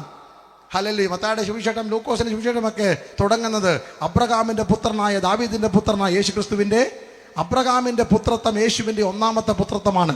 എന്താ അത്? അനുഗ്രഹത്തിന്റെ പുത്രത്വമാണ്. ഹല്ലേലൂയ. യേശു സകലർക്കും പിതാവ്, ഞാനല്ലോ സകലർക്കും പിതാവ് എന്നുള്ള യേശുവിന്റെ പൈതൃകവും യേശുവിന്റെ പിതൃത്വവും യേശുവിന്റെ ഹല്ലേലൂയ അവകാശവും സ്ഥാപിച്ചെടുക്കുകയാണ് യേശു അബ്രഹാമിന്റെ മകനായ യേശുവിനെ കുറിച്ച്. ജഡപ്രകാരമല്ലെന്ന് നിങ്ങൾക്ക് ഹല്ലേലൂയ അറിവുള്ള ദൈവമക്കൾക്ക് മനസ്സിലാകും. 2, ഈ മനുഷ്യൻ വിളിച്ചതുപോലെ യേശു ദാവീദ് പുത്രനാണ്. യേശുവിൻ്റെ ഈ അധികാരമാണത് കാണിക്കുന്നത്. അല്ലെ, ദാവീദ് ഗ്രഹത്തിൻ്റെ താക്കോൽ കയ്യിലുള്ളവൻ, ആരും അടയ്ക്കാതെ വണ്ണം തുറക്കുകയും ആരും തുറക്കാതെ വണ്ണം അടയ്ക്കുകയും ചെയ്യുന്ന ദാവീദിൻ്റെ വേരും വംശമായ യേശുവിൻ്റെ രാജത്വത്തെയാണ് ഇത് സൂചിപ്പിക്കുന്നത്. യേശു അധികാരമുള്ളവൻ. വേദപുസ്തകം പരിചയപ്പെടുത്തുന്ന യേശു, ഞാൻ വിളിച്ചു പറഞ്ഞല്ലോ, യേശു അധികാരമുള്ളവനാണ്. അതുകൊണ്ടാണ് യേശുവിൻ്റെ സമാപന സന്ദേശം അങ്ങനായി മാറിയത്. ഈ മണ്ണ് വിട്ട് സ്വർഗാരോഹണം ചെയ്യുമ്പോൾ തൻ്റെ അരുമ ശിഷ്യന്മാരെ ഒലിവുമലയുടെ താഴെ വിളിച്ചു കൂട്ടിയിട്ട് നാം അറിയുന്ന ഗ്രേറ്റ് കമ്മീഷൻ, ഏറ്റവും വലിയ ദൗത്യമായ സ്നാനത്തെക്കുറിച്ച്, ശിഷ്യത്വത്തെക്കുറിച്ചുള്ള യേശുവിൻ്റെ പ്രഭാഷണത്തിൻ്റെ തുടക്കം തന്നെ ഇങ്ങനായിരുന്നു. മത്തായി 28, 18, 19, 20 സ്വർഗത്തിലും ഭൂമിയിലും സകല അധികാരവും എനിക്ക് നൽകപ്പെട്ടിരിക്കുന്നു. ഹല്ലേലൂയ. അപ്പൊ യേശു അധികാരമുള്ളവനാണ്, ദാവീദ് പുത്രൻ. 3, യേശു മനുഷ്യപുത്രനാണ്. അവിടെയാണ് മാനവജാതിയെ തേടി ദൈവം മനുഷ്യനായി ഇറങ്ങി വരുന്നത്. ഫ്രൈഷ് കടലളിയ. നമ്മുടെ ഏറ്റവും വലിയ നഷ്ടം എന്താണ്? കയ്യിരിക്കുന്ന കുറച്ച് കാശ് പോയാൽ പിന്നെയും കുറച്ച് നാളൊക്കെ നിലവിളിച്ചാലും എങ്ങനെയെങ്കിലും അധ്വാനിച്ചുമൊക്കെ നമുക്ക് കാശൊക്കെ ഉണ്ടാക്കിയെടുക്കാം. പക്ഷേ നമുക്ക് നമ്മുടെ നിലയിൽ നിന്നൊന്നും താഴാൻ പറ്റത്തില്ല. ഹല്ലേലൂയ. നമ്മുടെ നിലയിൽ നിന്നും നമുക്കൊന്നും താഴാൻ പറ്റത്തില്ല. പക്ഷേ സർവശക്തനായ ദൈവം, ഹല്ലേലൂയ, ദൈവത്തിന്റെ പേരെന്താ? ഹോരേബിലെ കത്തുന്ന മുൾപ്പുറപ്പന്റെ മുമ്പിൽ നിന്നുകൊണ്ട് ദൈവം സ്വയം പരിചയപ്പെടുത്തുന്ന മോശയ്ക്ക്, എനിക്കൊരു പേരുണ്ട്, വേറെ ആർക്കും പകരം വെക്കാൻ പറ്റാത്ത ഒരു പേര്, ഞാനാകുന്നവൻ. ഞാനെന്ന് പറഞ്ഞ ഞാനല്ലാതെ വേറൊരാൾക്ക് ഞാനാകാൻ പറ്റത്തില്ല. അതാ അതിൻ്റെ അർത്ഥം. നിങ്ങൾ എന്ത് ആഗ്രഹിക്കുന്നോ, എന്ത് ആശിക്കുന്നോ, എന്ത് ചൂണ്ടിക്കാണിക്കുന്നോ അത് ഞാനാകുന്നു. ഞാനാകുന്നവൻ ഞാനാകുന്നു. ഇങ്ങനൊക്കെ പറഞ്ഞുകൊണ്ട് ആർക്ക് പോകാൻ പറ്റും? പക്ഷേ മോശ അതങ്ങ് ഏറ്റെടുത്തു. പിന്നീട് മോശയ്ക്ക് മനസ്സിലായി, വിശക്കുമ്പോൾ അവൻ ആഹാരമായി ഇറങ്ങി വന്നു. അല്ലല്ലേ, കൊടും ചൂടിൽ അവൻ മേഘത്തണലായി ഇറങ്ങി വന്നു. കൊടും ശൈത്യത്തിൽ അഗ്നി തൂണായി ഇറങ്ങി വന്നു. ചെങ്കടൽ വഴി തുറക്കുന്നവനായി അവൻ ഇറങ്ങി വന്നു. മാറായെ മധുരമാത്തിന് ഇറങ്ങി വന്നു. തീക്കൽ പാറയിൽ നിന്ന് ജലം പുറപ്പെടുക ഇറങ്ങി വന്നു. യേശു ആരാണെന്ന് ചോദിച്ചാൽ ഇന്ന് രാത്രി നമുക്ക് വിളിച്ചു പറയാൻ പറ്റും. ദൈവദാസന്മാരിവിടെ പാടിയും തോന്നുന്നു, അവൻ എനിക്കെല്ലാമാണ്. യേശു ആരാ? അവൻ എനിക്കെല്ലാമാണ്. അവൻ എനിക്ക് സകലത്തിനും മതിയായവനെന്നാ പറയേണ്ടത്. ആ യേശു ഞാനാകുന്നവൻ, ഞാൻ അല്ലാതായി മാറിയതാ കാൽവറി എന്ന് പറയുന്നു. ഹല്ലേലൂയ. ഞാനിവിടെ നിന്ന് പറയുകയാണ്, പ്രാർത്ഥിക്കുകയാണ്. ഹല്ലേലൂയ. ഞാൻ ഏഴയാണ്, പൊടിയാണ്. നമ്മളെല്ലാം പ്രാർത്ഥിക്കാറില്ല അങ്ങനെ? പിന്നെ അവസരം കിട്ടിയ ഉപവാസപാതനക്കൊക്കെ വെച്ച് കത്തിക്കാറുണ്ട്. കർത്താവേ, ഞാൻ ഏഴയാണ്, പൊടിയാണ്. എല്ലാ രാജ്യവും അങ്ങനെയൊക്കെ തന്നെ. ഞാൻ ഏഴയാണ്, പൊടിയാണ്, കൃമിയാണെന്നൊക്കെ പറയും. ഞാൻ അങ്ങോട്ട് പ്രാർത്ഥിച്ച് നിർത്തുന്നുണ്ട്. പാസ്റ്റർ പ്രാർത്ഥിക്കും, കർത്താവേ, ഈ കൃമിയോട് മനസ്സിലാണെന്ന് പറഞ്ഞാൽ എൻ്റെ സ്വഭാവമാണ്. ഞാൻ വിളിക്കും, എന്നെ ഏഴയെന്ന് വിളിക്കും, പൊടിയെന്നും വഴയൊക്കെ വിളിക്കും, കൃമിയെന്നൊക്കെ വിളിക്കും. അപ്പോഴും പൊടിയെന്ന് പറയുമ്പോഴും വടി പോലെ ഇരിക്കുന്നത് വേറെ കാര്യം. പക്ഷേ വേറൊരാൾ എന്നെ കൃമിയെന്ന് വിളിച്ചാൽ, വേറൊരാൾ എന്നെ പുഴുവെന്ന് വിളിച്ചാൽ നമുക്ക് അംഗീകരിക്കാൻ പറ്റത്തില്ല. പക്ഷേ യേശുവിനെ നോക്കി പ്രവാചകൻ പറയുന്നു, അവനോ മനുഷ്യനല്ല, ഒരു കൃമി അത്രേ. ഹല്ലേലൂയ. 22-ാം സങ്കീർത്തനവും യെശയ്യാവ് 53, 54 ഒക്കെ ചേർത്ത് വായിച്ചാൽ, 52 ഒക്കെ ചേർത്ത് വായിച്ചാൽ അവന് രൂപഗുണനായി തീർന്നു. പാപം വരുത്തിയ വൈരൂപി, നമുക്ക് നഷ്ടപ്പെട്ട ദൈവതേജസ് പോയപ്പോൾ നമ്മൾ നഗ്നരാണ്. ആ നഗ്നത മറയ്ക്കുവാൻ 3 കാര്യങ്ങളാണ് ആദമും ഹവ്വയും ചെയ്തത്. പാപം നിമിത്തം നമുക്ക് നഷ്ടപ്പെടുന്നത്, ഞാൻ ആ ഭാഗം ഒന്ന് തൊട്ടിട്ട് പോകാം. പാപം നിമിത്തം നമുക്ക് പോകുന്നത് ദൈവ തേജസ്സാണ്. പാപം ചെയ്യുമ്പോൾ ജോലിയൊന്നും പോകത്തില്ല കേട്ടോ. Price the Lord. പാപം ചെയ്ത ഉടനെ തെറ്റിദ്ധരിക്കരുത്, ഉപദ്രവിക്കരുത്, അന്യഭാഷ ഒന്നും പോകത്തില്ല. എല്ലാവരും നിശബ്ദമായല്ലോ. പാപം ചെയ്താൽ പ്രസംഗിക്കാനുള്ള കഴിവൊന്നും എൻ്റെ കൂട്ടത്തിലുണ്ടേ. സ്വർഗത്തിൽ പോകത്തില്ല, അത് വേറെ കാര്യം. പാപം ചെയ്തുകൊണ്ട് പ്രവചന ശുശ്രൂഷയും പോകണമെന്ന് നിർബന്ധമൊന്നും. ഈ ഫാൻ നിർത്തിയാലും കുറച്ചുകൂടെ ഒക്കെ എന്ത് ചെയ്യും? ദൈവാസ കറങ്ങിക്കൊണ്ടിരിക്കും. ഒരു ദിവസം നിൽക്കും, അത് ഉറപ്പാണ്. അന്ന് നാട്ടുകാരെല്ലാം അറിയും. പിന്നെ നമ്മൾ കമ്പിട്ട് കറക്കാനൊക്കെ നോക്കുമല്ലോ, അതുപോലെ ഇരിക്കും. പക്ഷേ ഹല്ലേലൂയ, പാപം ചെയ്യുമ്പോൾ നമുക്ക് നഷ്ടപ്പെടുന്നത് ദൈവ തേജസ്സാണ്. ദൈവ തേജസ് പോകുന്നവന്റെ പേരാ നഗ്നൻ. ഉടുതുണിയില്ലാതെ നടക്കുന്നവനാ അതിൻ്റെ അർത്ഥം. പാപം വരുത്തുന്ന വൈരൂപ്യം 4 പേര് കണ്ടാൽ അറയ്ക്കുന്ന നഗ്നതയാണ്. അതിന് പരിഹാരം 1, അവൻ അത്തിയില കൊണ്ട് തുന്നിക്കെട്ടുന്ന വസ്ത്രം പണിയാൻ തുടങ്ങി. 2, മരത്തിന് പുറകിൽ ഒളിക്കാൻ തുടങ്ങി. 3, ന്യായീകരണം നടത്താൻ തുടങ്ങി. മരത്തിന്റെ പുറകിൽ ഒളിച്ചത് കൊണ്ടോ അത്തി ഇല കൊണ്ട് വസ്ത്രം തുന്നിയത് കൊണ്ടോ ന്യായീകരണം നടത്തിയത് കൊണ്ടോ ദൈവ തേജസ് തിരികെ കിട്ടത്തില്ല. പകരം മറ്റൊരുവൻ എനിക്ക് വേണ്ടി യാഗമായി തീരണം. ഹല്ലേലൂയ. മരത്തിന്മേൽ തൂക്കപ്പെടണം, മരത്തിന്റെ പുറകിൽ ഒളിക്കപ്പെടുകയല്ല. വസ്ത്രം ചുറ്റി, ഹല്ലേലൂയ, നഗ്നത മറയ്ക്കുകയല്ല. വസ്ത്രം ഉരിഞ്ഞു മാറി പരസ്യകോലമായി യേശു മാറി. അവിടെയാണ് പാപപരിഹാരം. ഹല്ലേലൂയ. അവിടെ നിന്നുകൊണ്ട് ഞാനല്ല കുഴപ്പം, ഭാര്യയാണ്, ഞാനല്ല കുഴപ്പം, അവളാണ്, ഇവനാണ് എന്ന് പറഞ്ഞ് ന്യായീകരണമല്ല. ഹല്ലേലൂയ. ഇതാ ദൈവമേ, നിന്റെ ഇഷ്ടം ചെയ്യുവാൻ ഞാൻ വരുന്നുവെന്ന് പറഞ്ഞ് സ്വയം വെടിഞ്ഞു മണ്ണിലേക്ക് ഒരുവൻ ഇറങ്ങി വന്നെങ്കിൽ മാത്രമേ പാപത്തിന് പരിഹാരമുണ്ടാകൂ.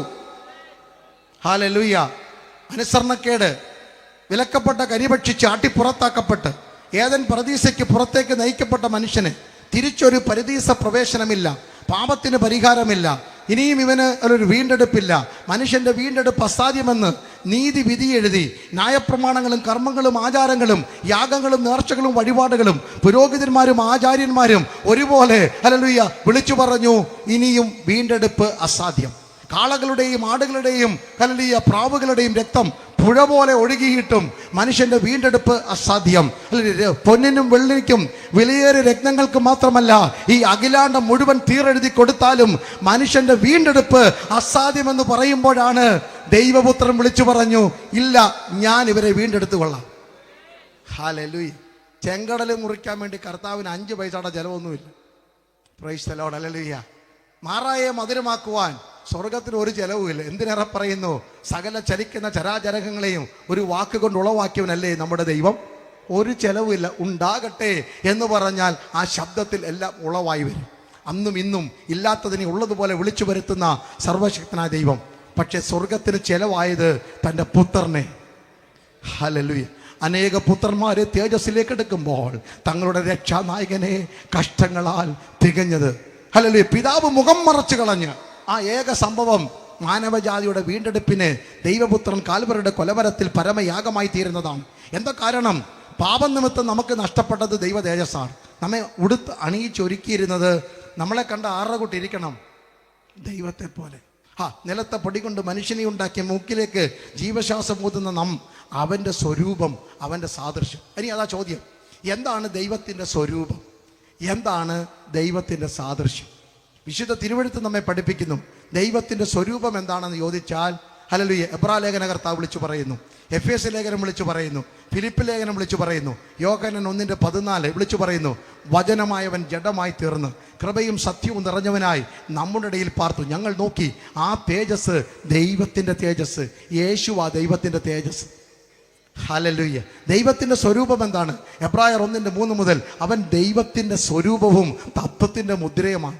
ചുരുക്കം പറഞ്ഞാൽ ദൈവത്തിൻ്റെ രൂപം എന്ന് പറഞ്ഞാൽ യേശുവാണ്. അപ്പം ദൈവത്തിൻ്റെ രൂപം നഷ്ടപ്പെട്ടു. റോമർ 3:23 എല്ലാവരും പാപം ചെയ്ത് ദൈവ തേജസ് നഷ്ടപ്പെട്ടെന്ന് പറഞ്ഞാൽ യേശു ഇല്ലാത്തതാ പാപം. അല്ലാതെ ഗ്രീക്കും ഹീബ്രുവും ഒക്കെ പഠിച്ചിട്ട് പാപത്തിൻ്റെ പ്രബന്ധം എഴുതിയിട്ട് എന്താ പാപമൊന്ന് കണ്ടുപിടിക്കാൻ വേണ്ടി കഷ്ടപ്പെടേണ്ട. ഒരെണ്ണം പാപമല്ലെന്ന് പറയുമ്പോൾ നാളെ വേറൊരെണ്ണം പാപമായി പുറത്തു വരും. അതുകൊണ്ട് ഇന്ന് രാത്രി എളുപ്പമുള്ള ഭാഷയിൽ നിങ്ങൾക്ക് നിർവചിക്കാം, യേശു ഇല്ലാത്തതെല്ലാം പാപം. നിങ്ങളുടെ വാക്കിൽ യേശുവില്ലയോ, വീട്ടിൽ യേശുവില്ലയോ, കുടുംബജീവിതത്തിൽ യേശുവില്ലയോ, പ്രവൃത്തിയിൽ യേശുവില്ലയോ, നോട്ടത്തിൽ യേശുവില്ലയോ, എവിടൊക്കെ യേശുവില്ലയോ അതിൻ്റെ പേരാ പാപം. ഹല്ലേലൂയ. അങ്ങനെ നഷ്ടപ്പെട്ട ദൈവതേജസ്സാണ് യേശു മുഖാന്തരം നമുക്ക് മടക്കി ലഭിച്ചത്. അതിന് ദൈവം മനുഷ്യരായി മാറിയെന്നാ പറയുന്നു. അതാ യേശുവിൻ്റെ മനുഷ്യത്വം. ലൂക്കോസ് 19:10 കാണാതെ പോയതിനെ തിരഞ്ഞു രക്ഷിപ്പാനല്ലോ മനുഷ്യപുത്രൻ വന്നത്.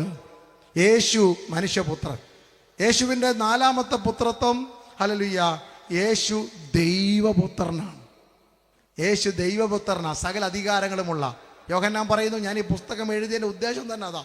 അല്ലാതെ കാനാവിലെ കല്യാണത്തിന് പച്ചവെള്ളം വീഞ്ഞാക്കി മാറ്റിയത് കൊണ്ട് നിങ്ങളുടെ ആരുടെയും കല്യാണ പ്രശ്നം മാറ്റിത്തരുവാൻ യേശു ഉണ്ടെന്ന് പറയാൻ വേണ്ടി അല്ല ഞാൻ ഈ പുസ്തകം എഴുതി. നല്ല കാര്യം, അതൊക്കെ അതിനകത്തുണ്ട്. പക്ഷേ ഞാൻ ഈ പുസ്തകം എഴുതിയത് യേശു ദൈവപുത്രനായ ക്രിസ്തുവെന്ന് നിങ്ങൾ വിശ്വസിക്കേണ്ടതിനും വിശ്വസിച്ചിട്ട് അവൻ്റെ നാമത്തിൽ നിങ്ങൾക്ക് നിത്യജീവൻ ഉണ്ടാകേണ്ടതിനും. 21 അധ്യായം ഞാൻ എഴുതിയതിൻ്റെ പിന്നിലെ ഏക ഉദ്ദേശം യേശു ദൈവപുത്രൻ.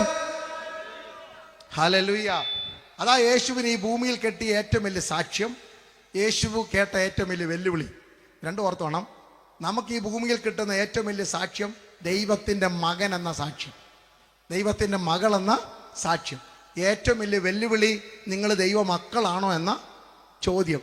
യേശുവിന് കിട്ടിയ സാക്ഷ്യം 30-ാമത്തെ വയസ്സിൽ ഒരു അത്ഭുതം പ്രവർത്തിച്ചിട്ടില്ല, ഒരു കുരുടനെ സൗഖ്യമാക്കിയിട്ടില്ല. എന്തിനാണ് പറയുന്നു? ആരുടെയും പനി പോലും ആരും മാറ്റിയിട്ടില്ല, യേശു മാറ്റിയിട്ടില്ല. പക്ഷേ യേശു കൽപ്പനയനുസരിച്ച് സ്നാനജലത്തിലിറങ്ങി പുറത്തേക്ക് കയറുമ്പോൾ പരിശുദ്ധാത്മാവ് പ്രാവെന്ന രൂപത്തിൽ തൻ്റെ മേൽ ആവസിക്കുമ്പോൾ സ്വർഗം തുറന്നൊരു സാക്ഷ്യം, ഇവൻ എൻ്റെ പ്രിയ പുത്രൻ. അപ്പോൾ ആരാ ദൈവത്തിൻ്റെ പ്രിയ മക്കൾ? കർത്താവിൻ്റെ കൽപ്പന അനുസരിക്കുന്നവർ. ഒരു സുവിശേഷ യോഗമായതുകൊണ്ടും ഞാനൊരു സുവിശേഷകനായതുകൊണ്ടും കർത്താവിനെ കണ്ടുമുട്ടിയവർ കർത്താവിൻ്റെ കൽപ്പന അനുസരിച്ചിരിക്കണം. ഹല്ലേലൂയ. ഇവിടെ ഇരിക്കുന്ന ജനം ഹല്ലേലൂയ കർത്താവിനെ സേവിച്ചവരും സ്നേഹിക്കുന്നവരും കർത്താവിൻ്റെ കൽപ്പന അനുസരിച്ചിരുന്നു. പക്ഷേ എൻ്റെ ഈ ശബ്ദബീജിക്കുള്ളിൽ ആരെങ്കിലും ഇന്നോ നാളെയോ വരും ദിവസങ്ങളിലോ കേൾക്കുന്നുണ്ടെങ്കിൽ, യേശുവേ എന്ന് നിങ്ങൾ വിളിക്കുന്ന നിങ്ങൾ അവിടുത്തെ കൽപ്പനയായ യേശുവിൻ്റെ മരണ പുനരുത്ഥാനങ്ങളോട് ഏകീഭവിക്കപ്പെട്ട് ക്രിസ്തു ജീവന്റെ പുതുക്കത്തിലായതുപോലെ ഒരു ജീവന്റെ പുതുക്കത്തിൽ നടക്കേണ്ടതിന് യേശുവിലുള്ള വിശ്വാസത്താൽ സ്വീകരിക്കുന്ന വിശ്വാസ സ്നാനം നിങ്ങൾ ഇന്ന് വരെ സ്വീകരിച്ചിട്ടില്ലെങ്കിൽ ദൈവദാസൻ എന്ന നിലയിൽ ഞാൻ ആഹ്വാനം ചെയ്യുന്നു, നിങ്ങളുടെ ഹൃദയം കർത്താവിന് കൊടുത്ത് സ്നാനജലത്തിലേക്ക് ഇറങ്ങി യേശു കർത്താവെന്ന് പരസ്യമായി വിശ്വസിച്ച് ജലസ്നാനം സ്വീകരിക്കണം. ഹല്ലേലൂയ. അങ്ങനെ സ്വീകരിച്ച് പുറത്തു വരുന്ന യേശുവിന് കിട്ടിയ പേരാ ഇവൻ എൻ്റെ. ആരാ കർത്താവിൻ്റെ പ്രിയപുത്രൻ? കൽപ്പനയനുസരിക്കുന്നവർ, ദൈവവചനം അനുസരിക്കുന്നവരുടെ പേരാ ബിലോവഡ് സൺ, പ്രിയപുത്രൻ എന്ന് പറയുന്നു. 2, മറുരൂപമലയിൽ യേശുവിൻ്റെ 33.5 വർഷത്തെ ശുശ്രൂഷയുടെ അവസാന സമയം എത്തുകയാണ്. അപ്പം ഒരത്ഭുതം ചെയ്യാതിരുന്നപ്പോഴും ഒരടയാളം ചെയ്യാതിരിക്കുമ്പോഴും ഒരു പ്രസംഗം പ്രസംഗിക്കാതിരിക്കുമ്പോഴും ദൈവമക്കളെന്ന സാക്ഷ്യം കിട്ടും ദൈവത്തിൻ്റെ വചനം കൽപ്പന ചിട്ടയോടെ അനുസരിച്ച്. ഹല്ലേലൂയ. ഇനിയും 3.5 വർഷത്തെ ശുശ്രൂഷയുടെ അവസാനം മറുരൂപമലയിൽ താബോർ മലയിലേക്ക് പത്രോസ്, യാക്കോബ്, യോഹന്നാനെ കൈക്ക് പിടിച്ചുകൊണ്ട് കയറിപ്പോയിട്ട് പ്രാർത്ഥിക്കുന്ന സമയത്ത് മുഖഭാവം മാറി, വസ്ത്രത്തിൻ്റെ നിറം മാറി, സ്നേഹിതരായി മോശയും ഏലിയാവും പ്രത്യക്ഷരായി യെരുശലേമിലെ കട്ടതയെക്കുറിച്ച് സംസാരിക്കുന്നു. ഇതിൻ്റെ നടുവിൽ ഒരു ശബ്ദം, 3 പേര് കടന്ന് സുഖമായിട്ട് ഉറങ്ങുക. സ്തോത്രം. എൻ്റെ ഭാഷയെ പറഞ്ഞാൽ 4 പേരുള്ള സഭായോഗം. എത്ര പേര് ഉറക്കവാ? 3 പേര്. ഞാനാണെങ്കിൽ അന്നേരം പ്രസംഗം നിർത്തി വീട്ടിൽ പോയേ. കാരണം ആകെ 4 പേര് എന്ന് പറഞ്ഞാൽ 75% കൂർക്കം വലിച്ച് ഒരു 5 പേരൊക്കെ ഉറങ്ങിയാലൊക്കെ നമുക്ക് വലിയ ബുദ്ധിമുട്ട്. നമ്മളിങ്ങനെ അവരെ സൂക്ഷിച്ച് നോക്കും. പിന്നെ ഇപ്പം എനിക്ക് മനസ്സിലായി ക്ഷീണം കൊണ്ടാണ്, അല്ലാതെ വിരോധം കൊണ്ടൊന്നുമല്ല. ഇവിടെ ഇരുന്ന് ഇത്ര ഉറങ്ങാൻ പറ്റുന്നില്ല. ഈ ശബ്ദത്തിൻ്റെയൊക്കെ ഇടയ്ക്ക് ഇരുന്ന് ഉറങ്ങാൻ പറ്റിയാൽ നിങ്ങളെപ്പോലെ ഭാഗ്യവാന്മാരാരുണ്ട്. സ്തോത്രമല്ലേ? അതൊന്നല്ലേ. അപ്പം അങ്ങനെ അവിടെ 3 പേര് കൂർക്കം വലിച്ചുറങ്ങിയ, പക്ഷെ ദൈവം സംസാരിച്ചു. 100 പേര് ഉറങ്ങിയാലും ഒരാൾ ഉണർന്നിരുന്നാൽ അവരോട് സംസാരിക്കും ദൈവം. ഈ പട്ടണത്തോട് ദൈവം പറയുന്നു, ആരൊക്കെ കണ്ണടച്ചിരുന്നാലും, ആരൊക്കെ ചെവി പൊത്തിപ്പിടിച്ചാലും, ആരൊക്കെ മുഖം തിരിച്ചു നടന്നാലും ഒരാൾ ഉണർന്നിരുന്നാൽ അവരോട് ദൈവം സംസാരിക്കും. യേശു ഉണർന്നിരുന്നു, യേശുവിനോട് സംസാരിച്ചു. അതെ, ഇന്ന് രാത്രികാലം ഉണർന്നിരിക്കുന്നവരോട്, അല്ലെങ്കിൽ ഹൃദയം തുറന്നവരോട്, കണ്ണ് തുറക്കുന്നവരോട്, ചെവി തുറക്കുന്നവരോട് പരിശുദ്ധാത്മാവ് സംസാരിക്കുന്നു. ഇവൻ എൻ്റെ പ്രിയപുത്രൻ. വചനം കേൾക്കുന്നവരോട്, പ്രാർത്ഥിക്കുന്നവരോട്, പ്രാർത്ഥനയിൽ വ്യത്യാസമുണ്ടാകുന്നവരുടെ പേരാ പ്രിയപുത്രൻ. ഹല്ലേലൂയ. ഇപ്പൊ നമ്മൾ ആ ഭാഗം പോകുക. അങ്ങനെ ഭർത്തിയുമായി അലറി നിലവിളിക്കുന്നു, യേശുവേ ദാവീദ് പുത്ര, എന്നോട് ലഭിക്കുന്ന അവസരം പ്രയോജനപ്പെടുത്തിക്കൊണ്ട്. അത് നമ്മുടെ 1-ാമത്തെ ചിന്ത. ഈ വഴിയായി യേശു കടന്നു പോകുന്നു.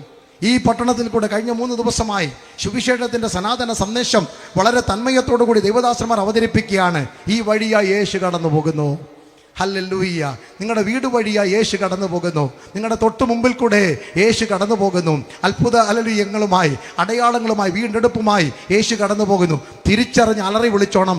ലഭിക്കുന്ന അവസരം പ്രയോജനപ്പെടുത്തിക്കോണം. ഇപ്പോഴാകുന്നു രക്ഷാദിവസം, ഇപ്പോഴാകുന്നു സുപ്രസാദ കാലം. ഇന്ന് തന്നെ കർത്താവിനെ കണ്ടുമുട്ടുക. യേശു നിങ്ങളുടെ വഴിയായി കടന്നു പോകുന്നു. യേശുവിനെ തിരിച്ചറിയണം. യേശുവിൻ്റെ സാന്നിധ്യം വീട്ടിലറിയണം. ലഭിക്കുന്ന ഈ അവസരങ്ങൾ നമ്മൾ പ്രയോജനപ്പെടുത്തണം. Price the Lord. വല്ലാത്തൊരു കാലഘട്ടത്തിൽ ഇനി എത്ര നാൾ ഈ മണ്ണിൽ ജീവിക്കും ആർക്കറിയാം. അടുത്തൊരു വൈറസ് വരുന്നതൊക്കെ ഇടയ്ക്കിടയ്ക്ക് നമ്മളെ പേടിപ്പിക്കാൻ വേണ്ടി ആൾക്കാർ പറയുന്നതായിരിക്കും. അതുകൊണ്ട് വെളിപ്പാട് പുസ്തകത്തിൻ്റെ കട്ടിയുള്ള വ്യാഖ്യാനമൊന്നും കേട്ടു ആരും പേടിക്കണ്ട. കർത്താവ് ഇങ്ങ് വന്നോളും, പേടിക്കൊന്നും വേണം. വെളിപ്പാട് പുസ്തകത്തിൻ്റെ മൊത്തം വ്യാഖ്യാനം ഞാൻ ഇത്രയും വർഷമായിട്ട് പഠിച്ചു വെച്ചിരിക്കുന്നത്. ഹല്ലേലൂയ. വേണമെങ്കിൽ നമുക്ക് പല യുദ്ധങ്ങളെക്കുറിച്ച് വ്യാഖ്യാനിക്കുക, ഇതൊക്കെ നല്ല കാര്യം, പഠിക്കാൻ വേണ്ടിയും പറയാൻ വേണ്ടിയൊക്കെ വെച്ചോ. പക്ഷെ ആകെ ഇത്രയേ ഉള്ളൂ, യേശു ഇന്നും സിംഹാസനത്തിലുണ്ട്.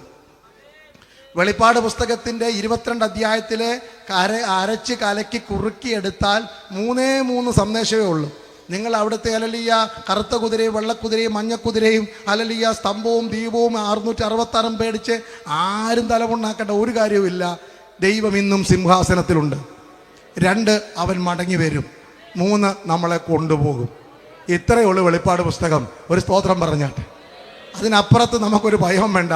യേശു ഒരു ദിവസം വരും. നീ എപ്പോഴാണ് വരുന്നത്? അത് അത്തി തളിർക്കുന്നു, അതവിടെ തളിർക്കട്ടെ. നമ്മുടെ എത്രയോ മാവ് തളർത്തു, ഹല്ലേലൂയ, എത്ര പ്ലാവ് തളർത്തു, മഞ്ഞപ്പശു, ചുമന്ന പശു അവിടെ കിടക്കട്ടെ. നമ്മുടെ വീട്ടിലുണ്ടല്ലോ കൊമ്പുള്ള കാളയൊക്കെ. അതൊന്നും ആർക്കും പേടിക്കണ്ട. മിഡിൽ ഈസ്റ്റ് യുദ്ധം അവർ കിടന്ന് അടിക്കട്ടെ, കാശുള്ളതുകൊണ്ടല്ലേ അടിക്കുന്നത്. അതൊക്കെ ആയുധ കച്ചവടക്കാരുടെ ഗുസ്തിയാണ്. ഉക്രൈനും റഷ്യയും കൂടെ വടക്കാണ്. അടിക്കട്ടെ, നമുക്കെന്താ, ഇന്ത്യ പാകിസ്ഥാൻ യുദ്ധം നടക്കട്ടെ, ഇതെല്ലാം നല്ല കാര്യമാണ്. പക്ഷേ നിങ്ങൾ ഉദ്ദേശിക്കുന്ന സമയത്തൊന്നുമല്ല യേശു വരുന്നത്. പുൽപ്പിറ്റിൻ്റെ പുറകിൽ നിന്നുകൊണ്ട് ഹല്ലേലൂയ കാണുന്നു കേൾക്കുന്നു പറയുമ്പോഴല്ല, അവിടെ ഇവിടെ എന്ന് പറയുമ്പോഴല്ല. യേശു പറഞ്ഞു സാധാരണ 3 സംഭവം ഞാൻ പറയാം. അത് ഓർത്ത് വെച്ചോണം എല്ലാവരും. അമ്മച്ചിമാരും അപ്പച്ചന്മാരും സഹോദരന്മാരും എല്ലാവരും ഓർക്കണം. 3 സന്ദർഭത്തിലാണ് യേശു വരാനുള്ള ഏറ്റവും വലിയ സാധ്യത. ഒന്ന്, അന്ന് 2 പേർ വയലിൽ, എൻ്റെ അർത്ഥം എന്താ, ജോലി ചെയ്തുകൊണ്ടിരിക്കുമ്പോൾ ആര് വരും? കപ്പയ്ക്ക് തടമെടുക്കുമ്പോൾ യേശു വരും, ഉറപ്പാണ്. കമ്മിറ്റി കൂടുമ്പോഴും ആര് വരും? നമുക്ക് രണ്ടും ഒരുപോലാണല്ലോ. അതുകൊണ്ടാണ് പറഞ്ഞത്. അപ്പോൾ ഈ യേശു വരാൻ എപ്പോഴും സാധ്യതയുണ്ട്. ഓഫീസിൽ ജോലി ചെയ്യുമ്പോഴായിരിക്കും. കള്ളക്കണക്ക് എഴുതിക്കൊണ്ടിരിക്കുമ്പോൾ ആര് വരും? യേശു വരും. ഊമക്ക തയ്ക്കുമ്പോൾ ആര് വരും? ഉറക്കെ പറഞ്ഞോട്ടെ, ഞാൻ വേറെ ഒന്നും പറഞ്ഞില്ലല്ലോ. യേശു വരും. 2 പേർ വയലിലായിരിക്കും, അപ്പോൾ ആര് വരും? എന്തെങ്കിലും ജോലി പ്രവൃത്തിയിൽ ഏർപ്പെട്ടുകൊണ്ടിരിക്കുമ്പോൾ, സഭായോഗത്തിന്റെ നടുവിൽ 21 ദിവസത്തെ കാത്തിരിയോപ്പത്തിന്റെ നടുവിൽ മാത്രമല്ല, നിങ്ങളുടെ ഏത് പ്രവൃത്തിയുടെ ഇടയിലും യേശു വരും. ഹല്ലേലൂയ. പക്ഷേ ഒരാളെ പോകാൻ സാധ്യതയുള്ളതെന്ന് ആര് പറഞ്ഞത്? ആ പോകാത്ത കൂട്ടത്തിൽ എന്നെ ഉൾപ്പെടുത്തലെന്ന് ഇടയ്ക്കൊന്ന് പ്രാർത്ഥിച്ചേക്കണം. ഹല്ലേലൂയ. അവൻ രണ്ടാമത്തെ 2 പേർ എവിടെ ആയിരിക്കും? കിടക്കയിലായിരിക്കും. അപ്പൊ ആര് ഉറക്കത്തിൽ ആര് വരും? യേശു വരും. അയ്യോ, ഞങ്ങൾ വിചാരിച്ചു ഉണർന്നിരിക്കുമ്പോഴാ. എല്ലാ ദിവസവും ഉറങ്ങുന്നവരാണല്ലോ, 2 മണിക്കൂറെങ്കിലും ഉറങ്ങുന്നവരാണല്ലോ. അപ്പൊ യേശു വരാൻ സാധ്യതയുള്ള രണ്ടാമത്തെ തെളിവ് നമ്മുടെ ഉറക്കത്തിൽ യേശു വരും. അപ്പൊ അതുകൊണ്ട് കിടക്കുന്നതിന് മുമ്പ് നല്ല കാര്യം ഓർത്തോണ്ട് വേണം കിടന്നുറങ്ങാൻ. നാളെ രാവിലെ എഴുന്നിട്ട് അവനോട്ട് 4 പെരുമാറണമെന്നും പറഞ്ഞുകൊണ്ടൊന്നും കിടന്ന് ഉറങ്ങരുത്. ഇപ്പം ഇവിടെ നിർത്തുക, രാവിലെ എഴുന്നേക്കട്ടെ, ബാക്കി നാളെ യേശു വന്നാലോ. നിങ്ങൾ പെരുമാറാതിരുന്നവൻ അങ്ങ് പോകും, നിങ്ങളിവിടെ കിടന്നുകൊണ്ടിരിക്കും. അതുകൊണ്ട് ഉറക്കത്തിൽ യേശു വരാൻ സാധ്യതയുണ്ട്.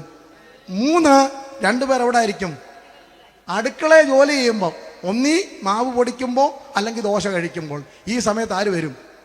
യേശു വരും. അതുകൊണ്ടാണ് നിങ്ങളുടെ ഹൃദയം അതിഭക്ഷണത്താലും ഉപജീവന ചിന്തകളും എന്ത് ചെയ്യരുത്?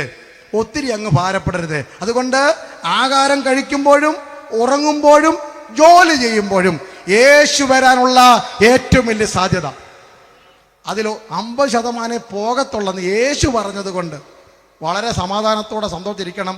100 പേരുള്ള കുടുംബമാണെങ്കിൽ 50 കുടുംബത്തിൻ്റെ ഗതി ഓർത്ത് ഭാരപ്പെട്ടോണം.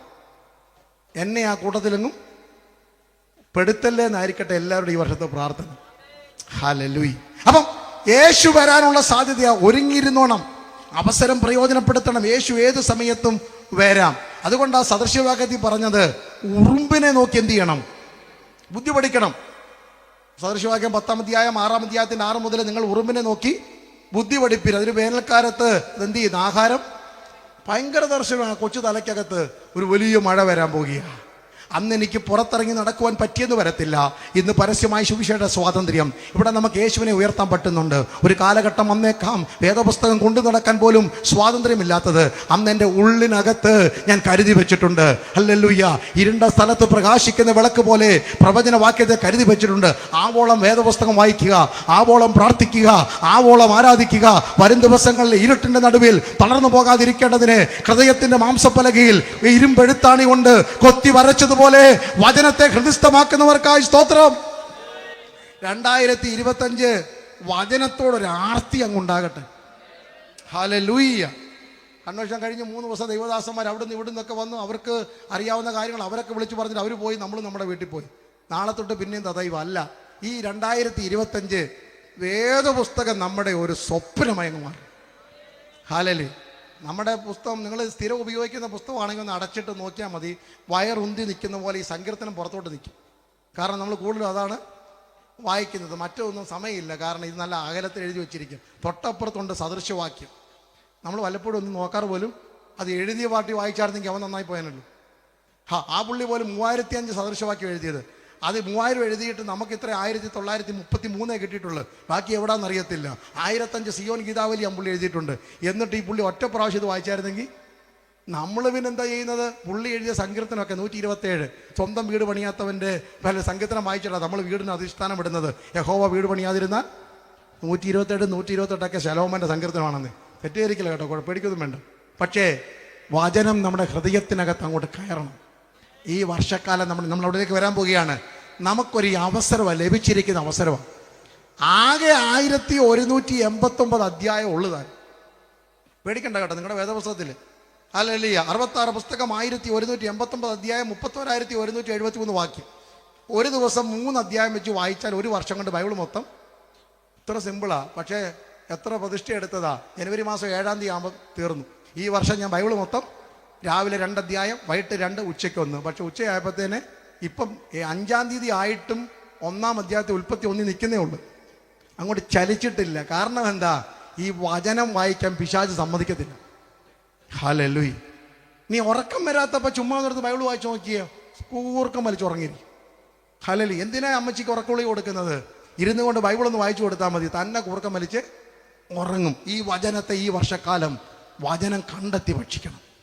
മുന്നോട്ട് പോവുകയാണ്. അപ്പം ഉറുമ്പ് ബലഹീന ജാതിയാണ്, നായകനില്ല.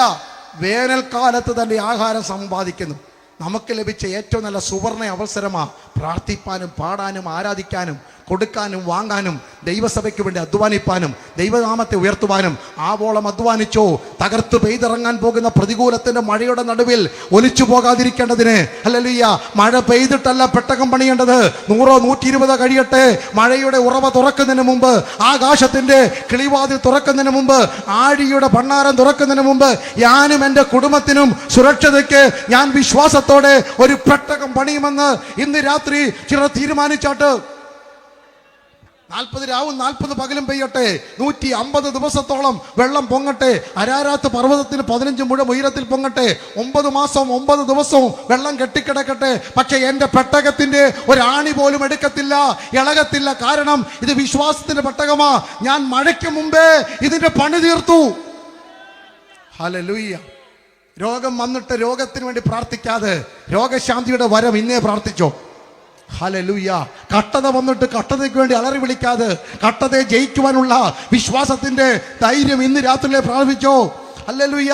നിന്ന വരുമ്പോൾ തലതല്ലി കരയാതെ നിന്നകളെ അതിജീവിക്കുന്ന ക്രൂശിന്റെ സാക്ഷികളായി ഇന്ന് രാത്രി തീരുവാൻ എത്ര പേർ പ്രതിജ്ഞയെടുക്കും? ലഭിക്കുന്ന അവസരം പ്രയോജനപ്പെടുത്തണം. ഇതാ യേശു ഈ വഴിയായി കടന്നു പോകുന്നു. 2 അതിന്റെ 48-49 വാക്യം. മർക്കോസ് 10:48-49. മിണ്ടാതിരിപ്പാൻ പലരും അവനെ ശാസിച്ചിട്ടും ദാവീദ് പുത്രാ എന്നോട് കരുണ തോന്നണമേ എന്ന് അവൻ ഏറ്റവും അധികം നിലവിളിച്ചു പറഞ്ഞു. അവന്റെ നിലവിളി കേട്ട് മുന്നിൽ നടക്കുന്ന എല്ലാവരുടെ വാ പൊത്തി പിടിക്കാൻ തുടങ്ങിയ ഇവന്റെ കരച്ചിൽ കേട്ടിട്ട്. കാരണം സൗഖ്യം കൊടുക്കാൻ പറ്റാത്തവരും ഇവന്റെ കണ്ണ് തുറക്കുന്നത് ഇഷ്ടമില്ലാത്തവരൊക്കെ ആയിരിക്കാം. മുന്നിൽ നടക്കുന്നവരെ എന്ത് ചെയ്തു? ശാസിച്ചു. മിണ്ടാതിരിക്കാൻ നമ്മുടെ ഇടയിലൊക്കെ ഉണ്ട്. ഇപ്പൊ ആരെങ്കിലും വെടിപൊട്ടുന്നവർ അല്ലെങ്കിൽ പുറകിരുന്ന് പറഞ്ഞ് എല്ലാവരും എന്ത് ചെയ്യും? അങ്ങോട്ട് ഒറ്റ നോക്കും. കാരണം നമ്മളോ പറയത്തില്ല ഞാനില്ലാത്ത സാധനം ഇവനെ ഇവിടെ നിന്ന് കിട്ടിയത്. അങ്ങനെ ഞാൻ കണ്ടിട്ടുണ്ട്. അല്ലയോ ഉറച്ച് ആരെങ്കിലും ഒരു അല്ലലിയ പറഞ്ഞ ആൾക്കാർ അങ്ങോട്ടൊക്കെ. കാരണം പണ്ട് അങ്ങനെ അല്ലായിരുന്നു, എല്ലാവരും ഉച്ചത്തിൽ സ്തോത്രം പറയുന്നവരായിരുന്നു. ഹല്ലേലൂയ. അതുകൊണ്ടല്ലേ ഇപ്പൊ എല്ലാവരും അല്ലലിയ ഉത്സാഹിപ്പിക്കുന്നത്. കൈ പൊക്കി ഒരു 3 ഹല്ലേലൂയ ഉച്ചത്തില്. കാരണം നിങ്ങൾ ആരും ഉച്ചത്തിൽ പറയത്തില്ലെന്ന് ഇവരുടെ വിചാരം. നമ്മൾക്ക് പറയുന്നത് നിങ്ങൾക്കുള്ള ആരോഗ്യം കൊണ്ട് നന്നായി കർത്താവിനെ സ്തുതിച്ചാൽ മതി. ഹല്ലേലൂയ. ഞാൻ ആ ഭാഗത്ത് മടങ്ങി വരാം. അപ്പൊ അങ്ങനെ ഇവന്റെ വാ പൊത്തിപ്പിടിക്കുകയാണ്. പക്ഷെ അവനോ അധികം. കാരണം ഇതെന്റെ അവസരമാണ്. ആരെങ്കിലും വാ പൊത്തിയാൽ നിങ്ങളുടെ പ്രാർത്ഥന നിർത്തരുത്. ആരെങ്കിലും നിങ്ങളുടെ ആത്മീയത്തിന് വില പറഞ്ഞാൽ നിങ്ങൾ തലകുനിച്ച് പുറകോട്ട് പോകരുത്. ഇത് നിങ്ങളുടെ വഴി യേശു പോകുന്ന ദിവസമാണ്. ഈ 2025 ജനുവരി മാസം 5-ാം തീയതി വൈകാറായ സമയത്ത് 8:30 ഞാൻ ആത്മാവിൽ ദൂത് പറയുന്നു. ഇത് നിങ്ങളുടെ ദിവസമാണെങ്കിൽ ഇവിടെ നിങ്ങൾ അലറിക്കോണം, ഇവിടെ നിങ്ങൾ ആവോളം കരഞ്ഞോണം, ഇവിടെ നിങ്ങൾ ആത്മാവിൽ ആരാധിച്ചോണം. നിങ്ങൾ പ്രാപിച്ച കൃപ ജ്വലിപ്പിക്കണം. ഇവിടെ അന്യഭാഷ പറഞ്ഞോണം. വാ പൊത്താൻ 100 പേര് കാണും, അല്ലെങ്കിൽ കണ്ണടയ്ക്കാൻ 100 പേര് കാണും, മാറ്റി നിർത്താൻ 100 പേര് കാണും, മുഖം തിരിക്കുന്ന 1000 കാണും. അല്ലെങ്കിൽ എല്ലാവരും പുറകോട്ട് മാറിപ്പോകും. കൂട്ടത്തോടെ നടന്നവർ, കൂട്ടായി പ്രതിജ്ഞ ചെയ്തവർ കൂട്ടത്തോടെ വിട്ടുപോയെന്ന് വരും. പക്ഷെ ആത്മാവിൽ പാടിക്കണം, എന്താനന്ദം, എനിക്ക് എന്താനന്ദം, എൻ്റെ യേശു എൻ്റെ കൂടെയുണ്ട്, എൻ്റെ വഴി യേശു വരുന്നുണ്ട്. ആരൊക്കെ എൻ്റെ വാപത്തിയാലും, ആരൊക്കെ എന്നെ തിരിച്ചു നിർത്തിയാലും, ആരൊക്കെ എൻ്റെ മുഖം മറച്ചാലും, ആരൊക്കെ മൂടുപടമിട്ടാലും യേശു ഈ വഴി വരുന്നു. അതുകൊണ്ട് ഞങ്ങൾ സന്തോഷിക്കും. അവനോ ഉച്ചത്തിൽ കരഞ്ഞു. ഇവൻ ആവശ്യക്കാരനാണ്. അവനോ ഉച്ചത്തിൽ കരഞ്ഞു. ആ കരച്ചിൽ, പ്രാർത്ഥനയെക്കുറിച്ച് എനിക്ക് പറയണമെന്നുണ്ട്, ഞാൻ എന്നെ ഓർപ്പിക്കുന്നില്ല. ദൈവ മക്കളുടെ 3 അടിസ്ഥാന കാര്യമാണ് ഞാൻ നേരത്തെ ഓർപ്പിച്ച 3 കാര്യങ്ങളിൽ 3 അടിസ്ഥാനമുണ്ട്. 1 Thessalonians 5:16-17. എപ്പോഴും എന്ത് ചെയ്യണം? സന്തോഷിക്കണം, ഇടവിടാതെ പ്രാർത്ഥിക്കണം. എല്ലാറ്റിനും ഈ 3 കാര്യം മറന്നു പോകാതെ നാം മതി. എപ്പോഴും എന്ത് ചെയ്തോണം? സന്തോഷിച്ചോണം. ഇടവിടാതെ എന്ത് ചെയ്തോണം? എല്ലാറ്റിനും എന്ത് ചെയ്തോണം? ഇത്ര മതി. ക്രിസ്ത്യ ജീവിതം ജയിച്ചു. Hallelujah, hallelujah. മുന്നോട്ട് പോവുകയാണ്. അങ്ങനെ അവൻ്റെ ഉച്ചത്തിലുള്ള നിലവിളി കേട്ട്, ഇനി അവൻ്റെ വായൊക്കെ ഇങ്ങനെ പൊത്തിപ്പിടിക്കുമോ ഞാൻ ഓർക്കുന്നത്. എല്ലാവരും അവനെ മിണ്ടാതിരിപ്പാൻ കൽപ്പിച്ചു, ശാസിക്കുന്നു, പത്സിക്കുന്നു, എന്തൊക്കെയാണ് അവിടെ നടന്നത് ആർക്കറിയാം. അതിൻ്റെ ഇടയ്ക്കാണ് ഈ പുള്ളി അതിനെയൊക്കെ ഓവർടേക്ക് ചെയ്ത ഒറ്റ നിലവിളി. പ്രതിസന്ധികളെ അതിജീവിച്ചോണം നിങ്ങൾ. ആരുടെയും സഹായം ഈ മണ്ണിൽ പ്രതീക്ഷിക്കരുത്. ഹല്ലേലൂയ. നിങ്ങൾ പ്രാർത്ഥിക്കുമ്പോൾ കൂടെ പ്രാർത്ഥിക്കാൻ ആൾക്കാരെ കിട്ടിയോ? ഹല്ലേലൂയ. നിങ്ങളോടുകൂടെ കരയാൻ ആളുണ്ടോ? സന്തോഷം. പക്ഷെ സ്വപ്നം കാണരുത്. സ്വന്തം മക്കളെ പോലും വലുതാകുമ്പം നിങ്ങൾക്ക് തുണയുണ്ടെന്ന് സ്വപ്നം കാണരുത്. ലോകം കണ്ട ഏറ്റവും ദൃഢമായ ബന്ധം ഭാര്യ ഭർത്തൃ ബന്ധമാണ്. അതാണ് ദൃഢമായ ബന്ധം. അതും കല്ലറ വരെയുള്ളൂ. കല്ലറയ്ക്കപ്പുറത്ത് ഒരു ഭാര്യ ഭർത്തൃ ബന്ധവും ഇല്ല. ഭാര്യ മരിച്ച് 7 വർഷം കഴിഞ്ഞിട്ട് ഉയർപ്പിക്കട്ടെ എന്ന് ചോദിച്ചാൽ അച്ചായൻ പറയും, ഈ കാര്യം മേലെ എവിടെങ്ങും മിണ്ടിപ്പോകരുത്. തിരിച്ചു അങ്ങനെ തന്നെ. അതുകൊണ്ട് കല്ലറ കഴിയുമ്പോൾ ആ ബന്ധവും തീർന്നു. മരണത്താൽ മറയാത്ത മകൾ സ്നേഹം, അത് യേശുവിൻ്റെ ബന്ധം മാത്രമാണ്. അതുകൊണ്ട് ഈ കുഞ്ഞുങ്ങളൊക്കെ വളർന്നു, ഞാൻ ഈ ഒരു സുവിശേഷകനായതുകൊണ്ടാണ് എല്ലാ വിഷയം തൊട്ടു പോകുന്നത്. സ്തോത്രം, ഹല്ലേലൂയ. ഈ കുഞ്ഞുങ്ങളൊക്കെ വളർന്നു വരുമ്പോൾ ഇവരെൻ്റെ കാര്യം നോക്കിക്കൊള്ളുമെന്ന് ഒരൊറ്റ മാതാപിതാക്കളും എന്നോട് പിണങ്ങിയോ? കാരണം നിങ്ങൾ നിങ്ങളുടെ മാതാപിതാക്കൾക്ക് ചെയ്ത പോലല്ലേ അവർക്ക് നിങ്ങളോട് ചെയ്യാൻ പറ്റത്തുള്ളൂ. ഇനിയും അങ്ങനെ ചെയ്തിട്ടുണ്ടെങ്കിൽ ദൈവം അവരെ കൂടെ ചെയ്യിക്കും. ആർക്കുള്ളെങ്കിലും ചെയ്തോളൂ, ആ കാര്യത്തിൽ പേടിക്കണ്ട. പക്ഷേ മക്കളല്ല തിരിച്ചു തരേണ്ടത്, പ്രതിഫലം ദൈവം തന്നു. അതിന് തെളിവെന്ന് പറയുന്നത്, മോശ 3-ാമത്തെ മാസത്തിൽ പട്ടകത്തിൽ കിടത്തി വെള്ളത്തിയിടുകയാണ്. അല്ലെങ്കിൽ ഒന്നും ചെയ്യാൻ പറ്റാതിരിക്കുമ്പോൾ ഫറവോൻ്റെ പുത്രി വന്നിട്ട് വെള്ളത്തിൽ നിന്ന് വലിച്ചെടുത്തിട്ട് പിന്നെ തുറന്നിട്ട് മോശ എന്ന് പേരിട്ട് വെള്ളത്തിൽ നിന്ന് വലിച്ചെടുത്ത മോശ അവനെ വളർത്താൻ വേണ്ടി മിരിയാം ഓടി വന്നിട്ട് ബുദ്ധി ഉപയോഗിച്ച് മോശയുടെ അമ്മയായ യോക്കബദിനെ തന്നെ വിളിച്ചോണ്ട് വന്നു. യോക്കബദിനെ കൊണ്ട് നിർത്തിയിട്ട് മോശയെ കയ്യിലോട്ട് കൊടുത്തിട്ട് ഫറവോൻ്റെ പുത്രി പറഞ്ഞതാണ് സത്യത്തിൽ യഥാർത്ഥത്തിൽ എല്ലാ മാതാപിതാക്കളും അടിവരയിട്ട് പ്രാർത്ഥിക്കേണ്ടത്. പുറപ്പാട് പുസ്തകം 2-ാം അധ്യായത്തിലുണ്ട്. മോശയുടെ മാതാവിനോട് ഫറവോൻ്റെ പുത്രിയായ തെർത്തുമീസ് ദേവി ഇങ്ങനെ പറഞ്ഞത്, നീ ഇവനെ എനിക്ക് വേണ്ടി വളർത്തണം, ഞാൻ പ്രതിഫലം തരാം. അത്രയേ ഉള്ളൂ മക്കളെക്കുറിച്ചുള്ള നമ്മുടെ ഉത്തരവാദിത്വം. ഇത് ദൈവത്തിൻ്റെ ദാനമാണ്, ദൈവത്തിൻ്റെ പ്രതിഫലമാണ്. ഞാൻ വളർത്തും, ദൈവം പ്രതിഫലം തരും. ഇന്ന് രാത്രി അങ്ങനെ വിശ്വസിച്ചാൽ തലമുറയെ കൊണ്ട് നിങ്ങൾ ദുഃഖിക്കേണ്ടി വരത്തില്ല. ഞാൻ വളർത്തും, ഇവനെ ഞാൻ ഇങ്ങനെ ആക്കുമെന്ന് നിങ്ങൾ പറയരുത്. ഞാൻ ഇവനെ ദൈവത്തിന് വേണ്ടി വളർത്തും, ഞാൻ ഇവളെ ദൈവത്തിന് വേണ്ടി വളർത്തും. അതിൻ്റെ പ്രതിഫലം ഈ മണ്ണിലും വരുവാനുള്ള ലോകത്തിലും ദൈവം എനിക്ക് തരുമെന്ന് വിശ്വസിക്കണം. അത് മക്കളിൽ കൂടെയാണോ എങ്ങനെയാണെന്ന് ദൈവം തീരുമാനിച്ചോളും. പക്ഷെ തമ്പുരാൻ വാക്കുമാറാത്തവൻ അവൻ പ്രതിഫലം കൊടുക്കും. Hallelujah, hallelujah. അപ്പം ഈ തടസ്സങ്ങളെ ഇവൻ അതിജീവിച്ചു. ഹല്ലേലൂയ. അടുത്ത വാക്യം വായിച്ചാട്ട് 10-ാം വാക്യം. യേശു പറഞ്ഞു, അവനെ വിളിക്കാൻ പറഞ്ഞു. ആരോട് പറഞ്ഞു? വാപൊത്തിയവരോട് പറഞ്ഞു, അവനെ വിളിക്കാൻ പറഞ്ഞു. അവരെല്ലാം കൂടെ പറഞ്ഞു, ഗുരു നിന്നെ വിളിക്കുന്നു. അത് കേട്ട ഉടനെ അവൻ എന്ത് ചെയ്തു? തൻ്റെ പുതപ്പ് വലിച്ച് എറിഞ്ഞ് ചാടി എഴുന്നേറ്റ് 3-ാമത്തെ ചിന്ത, വിടുതൽ വേണോ? വിലപ്പെട്ട ചിലതൊക്കെ വലിച്ചെറിയണം. ഹല്ലേലൂയ.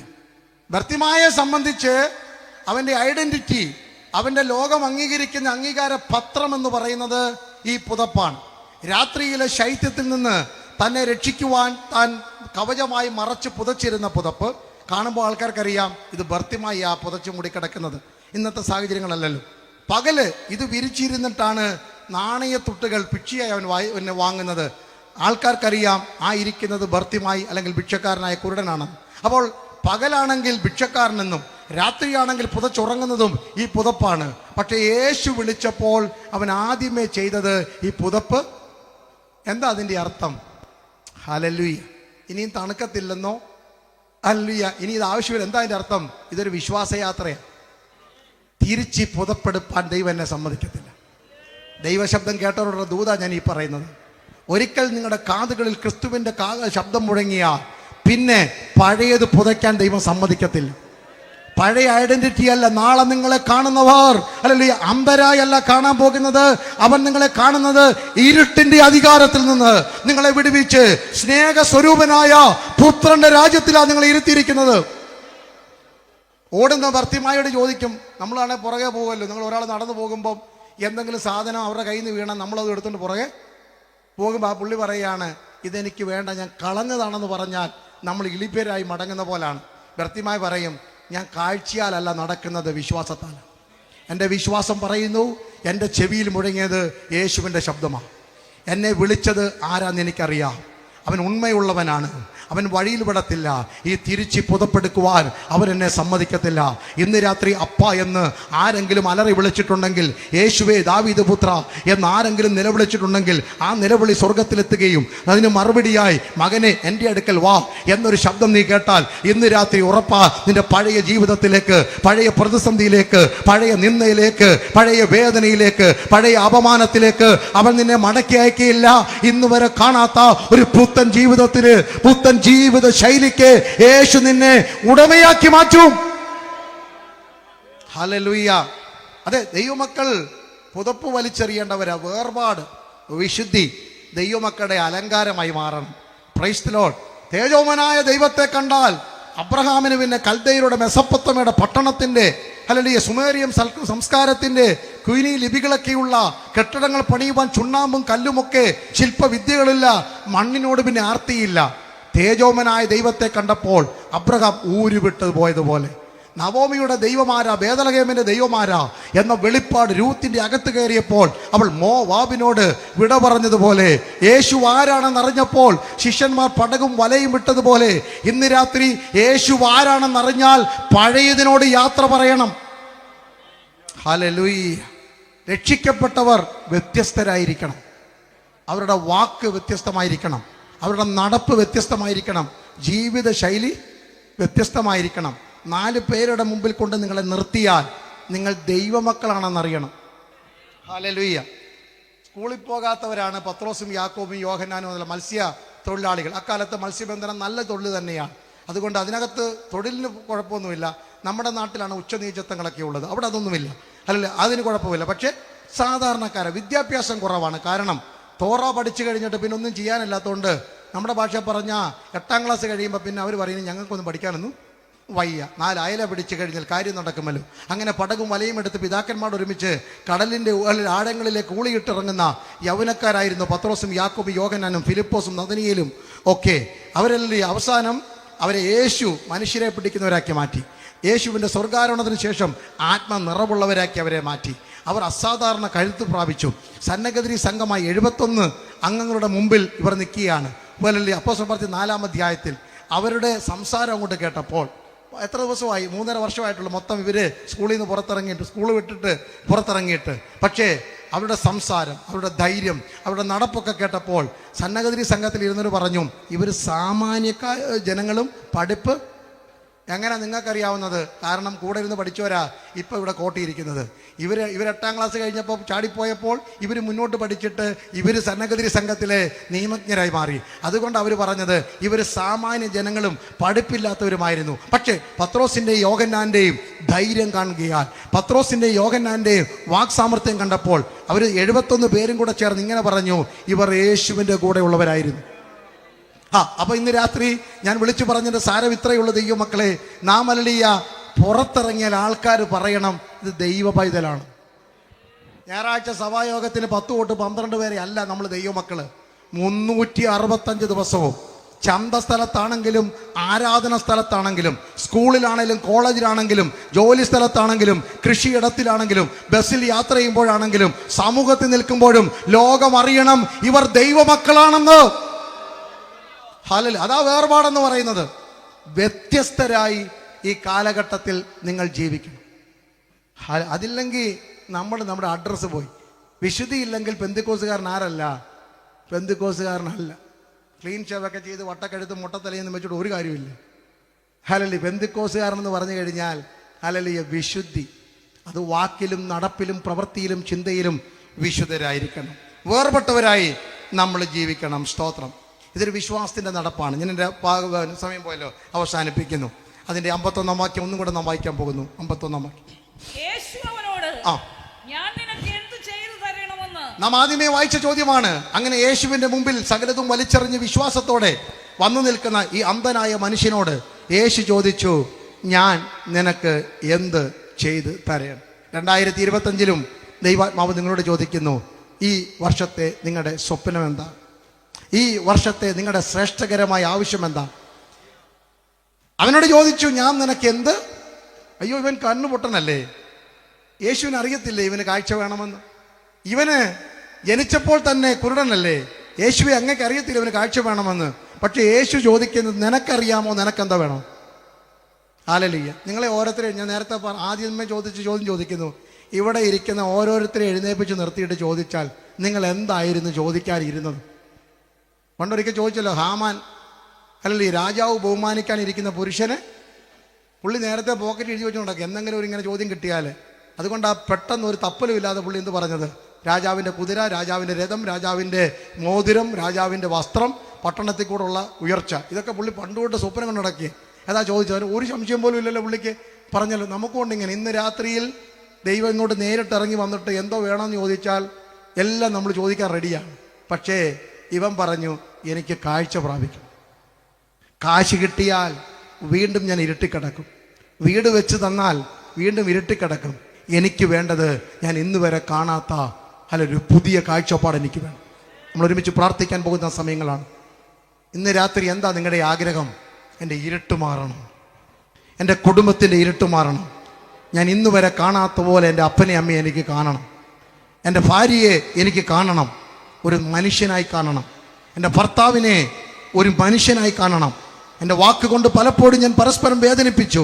ഇന്ന് രാത്രി ഞാൻ കേട്ട ശബ്ദത്തിൻ്റെ പിന്നിലെ ആളത്വം എനിക്ക് കാണണം. എനിക്ക് കാഴ്ച വേണം. അകക്കണ്ണ് തുറക്കാൻ വേണ്ടി ഇന്ന് രാത്രി നമ്മൾ പ്രാർത്ഥിക്കാൻ പോകുക. ഈ പ്രസംഗത്തിൻ്റെ പരമപ്രധാനമായ ലക്ഷ്യം അതാണ്. നമുക്ക് 2 ദൃഷ്ടികളുണ്ട്. മാംസദൃഷ്ടിയുമുണ്ട്, ഹൃദയ ദൃഷ്ടിയുമുണ്ട്. ഹല്ലേലൂയ. ഇന്ത്യയുടെ ആര്യ സംസ്കാരത്തിൻ്റെ ശ്രേഷ്ഠത കാണുവാൻ ഈ ഹല്ലേലൂയ പുറമെയുള്ള കണ്ണ് മതി. അറേബ്യൻ പൊന്നിൻ്റെ മഹത്വം കാണുവാൻ പുറമെയുള്ള കണ്ണ് മതി. ആസ്ട്രേലിയയുടെ ആഡംബരം കാണുവാൻ പുറമെയുള്ള കണ്ണ് മതി. അമേരിക്കയുടെ ആഭിജാത്യം കാണുവാൻ പുറമെയുള്ള കണ്ണ് മതി. ഈ മണ്ണിലെ എന്തെല്ലാം കാണാനും പുറമെയുള്ള കണ്ണ് മതി. പക്ഷെ ദൈവമക്കളെ, അകത്തൊരു കണ്ണുണ്ട്. പൗലോസിന്റെ ഭാഷയിൽ അതിൻ്റെ പേരാ ഹൃദയദൃഷ്ടി. ഇന്ന് രാത്രി അത് പ്രകാശിച്ചെങ്കിലേ നിങ്ങൾ ആരാണെന്നറിയത്തുള്ളൂ, നിങ്ങളുടെ വിളി എന്താണെന്നറിയത്തുള്ളൂ, നിങ്ങളുടെ അകത്തുള്ള ശക്തി എന്താണെന്നറിയത്തുള്ളൂ, നിങ്ങളെ കൊണ്ടുള്ള ദൈവത്തിൻ്റെ ദൗത്യം എന്താണെന്നറിയത്തുള്ളൂ. അതുകൊണ്ട് ഇന്ന് രാത്രി ഈ പന്തലിലിരിക്കുന്ന എൻ്റെ മാന്യ സഹോദരങ്ങൾ, എന്നെ ശ്രവിക്കുന്ന മാന്യ മക്കൾ ഒരുമിച്ച് പറഞ്ഞാട്ട്, ഞങ്ങൾക്കൊരു കാഴ്ച വേണം. ഞങ്ങളുടെ ഇരുട്ട് മാറണം. കരച്ചിൽ നിമിത്തം കണ്ണടഞ്ഞു പോയ ഹാഗാർ, ഉൽപ്പത്തി 21:19. Hallelujah.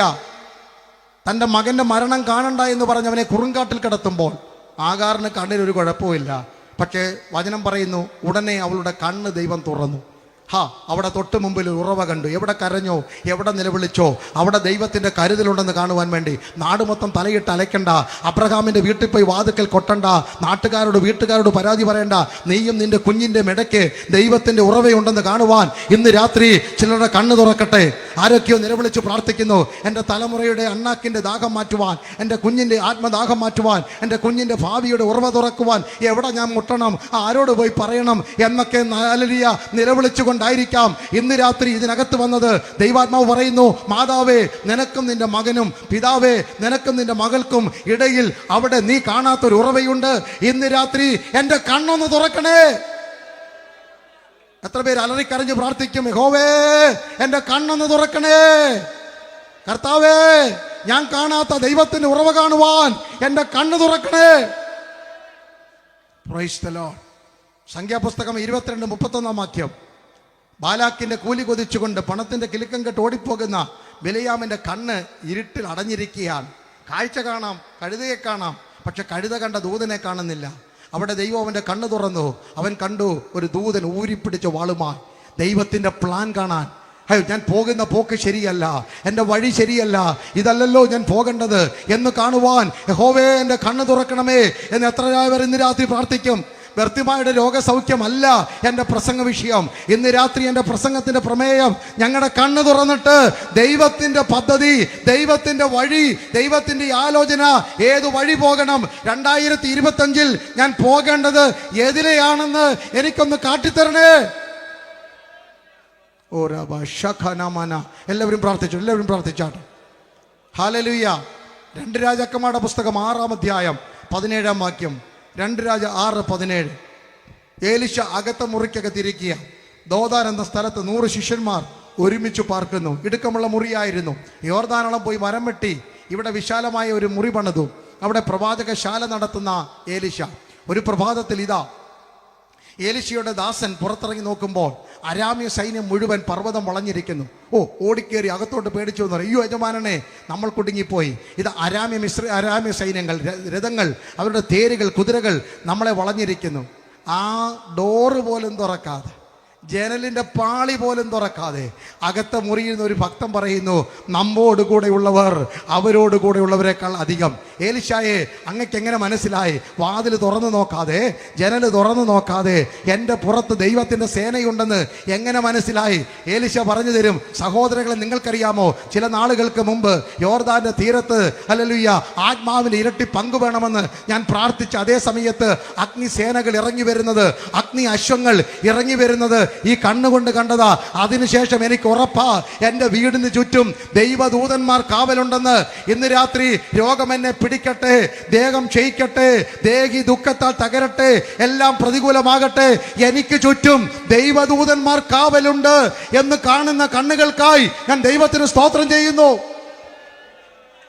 Hallelujah, hallelujah. Praise the lord, praise the Lord.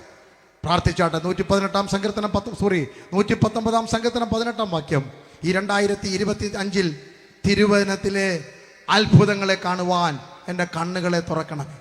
ഞാൻ വായിച്ച് തള്ളിയ പേജുകൾ, വാക്യം അല്ലിയ അധ്യായം, പക്ഷെ അതിൻ്റെ ഇടയ്ക്ക് മറഞ്ഞു കിടക്കുന്ന ദൈവത്തിൻ്റെ അത്ഭുതങ്ങൾ, എന്നോ കുഞ്ഞിനു വേണ്ടി, എൻ്റെ കുടുംബത്തിനു വേണ്ടിയുള്ള അത്ഭുതം കാണുവാൻ എൻ്റെ കണ്ണ് തുറക്കണമേ. Praise the lord. ഭർത്തിമായി പ്രാർത്ഥിച്ചു, എനിക്ക് കാഴ്ച വേണം. ഇന്ന് രാത്രി എത്ര പേര് പ്രാർത്ഥിക്കും? ഒരു നിമിഷം ദൈവം എഴുന്നേറ്റ് നിൽക്കും. പാട്ട് പാടുന്ന ദൈവദാസന്മാർ നിങ്ങളെ പാട്ടിലൂടെ ദൈവസനിലേക്ക് നയിക്കും. അതിനു മുമ്പ് നെഞ്ചത്ത് കൈവച്ചുകൊണ്ട് എത്ര പേര് ഇന്ന് പ്രാർത്ഥിക്കും? എൻ്റെ ആശ എനിക്കൊന്ന് കാണണം, ഇന്ന് വരെ കാണാത്ത ആത്മീയ അനുഗ്രഹങ്ങൾ 2025 എനിക്ക് കാണണം. മനം മടുക്കുന്ന മൺമയക്കും കാഴ്ചകൾ, വിൺമയേരിൻ വീഴ്ചകൾ, ഇതൊന്നും എൻ്റെ മനം കലക്കത്തില്ല. ഹല്ലേലൂയ. ഞാൻ കാണുന്നു, സ്തോത്രം, ദൈവത്തിൻ്റെ പദ്ധതി കാണുന്നു. ഞാൻ കാണുന്നു, ദൈവത്തിൻ്റെ ഉറവ കാണുന്നു.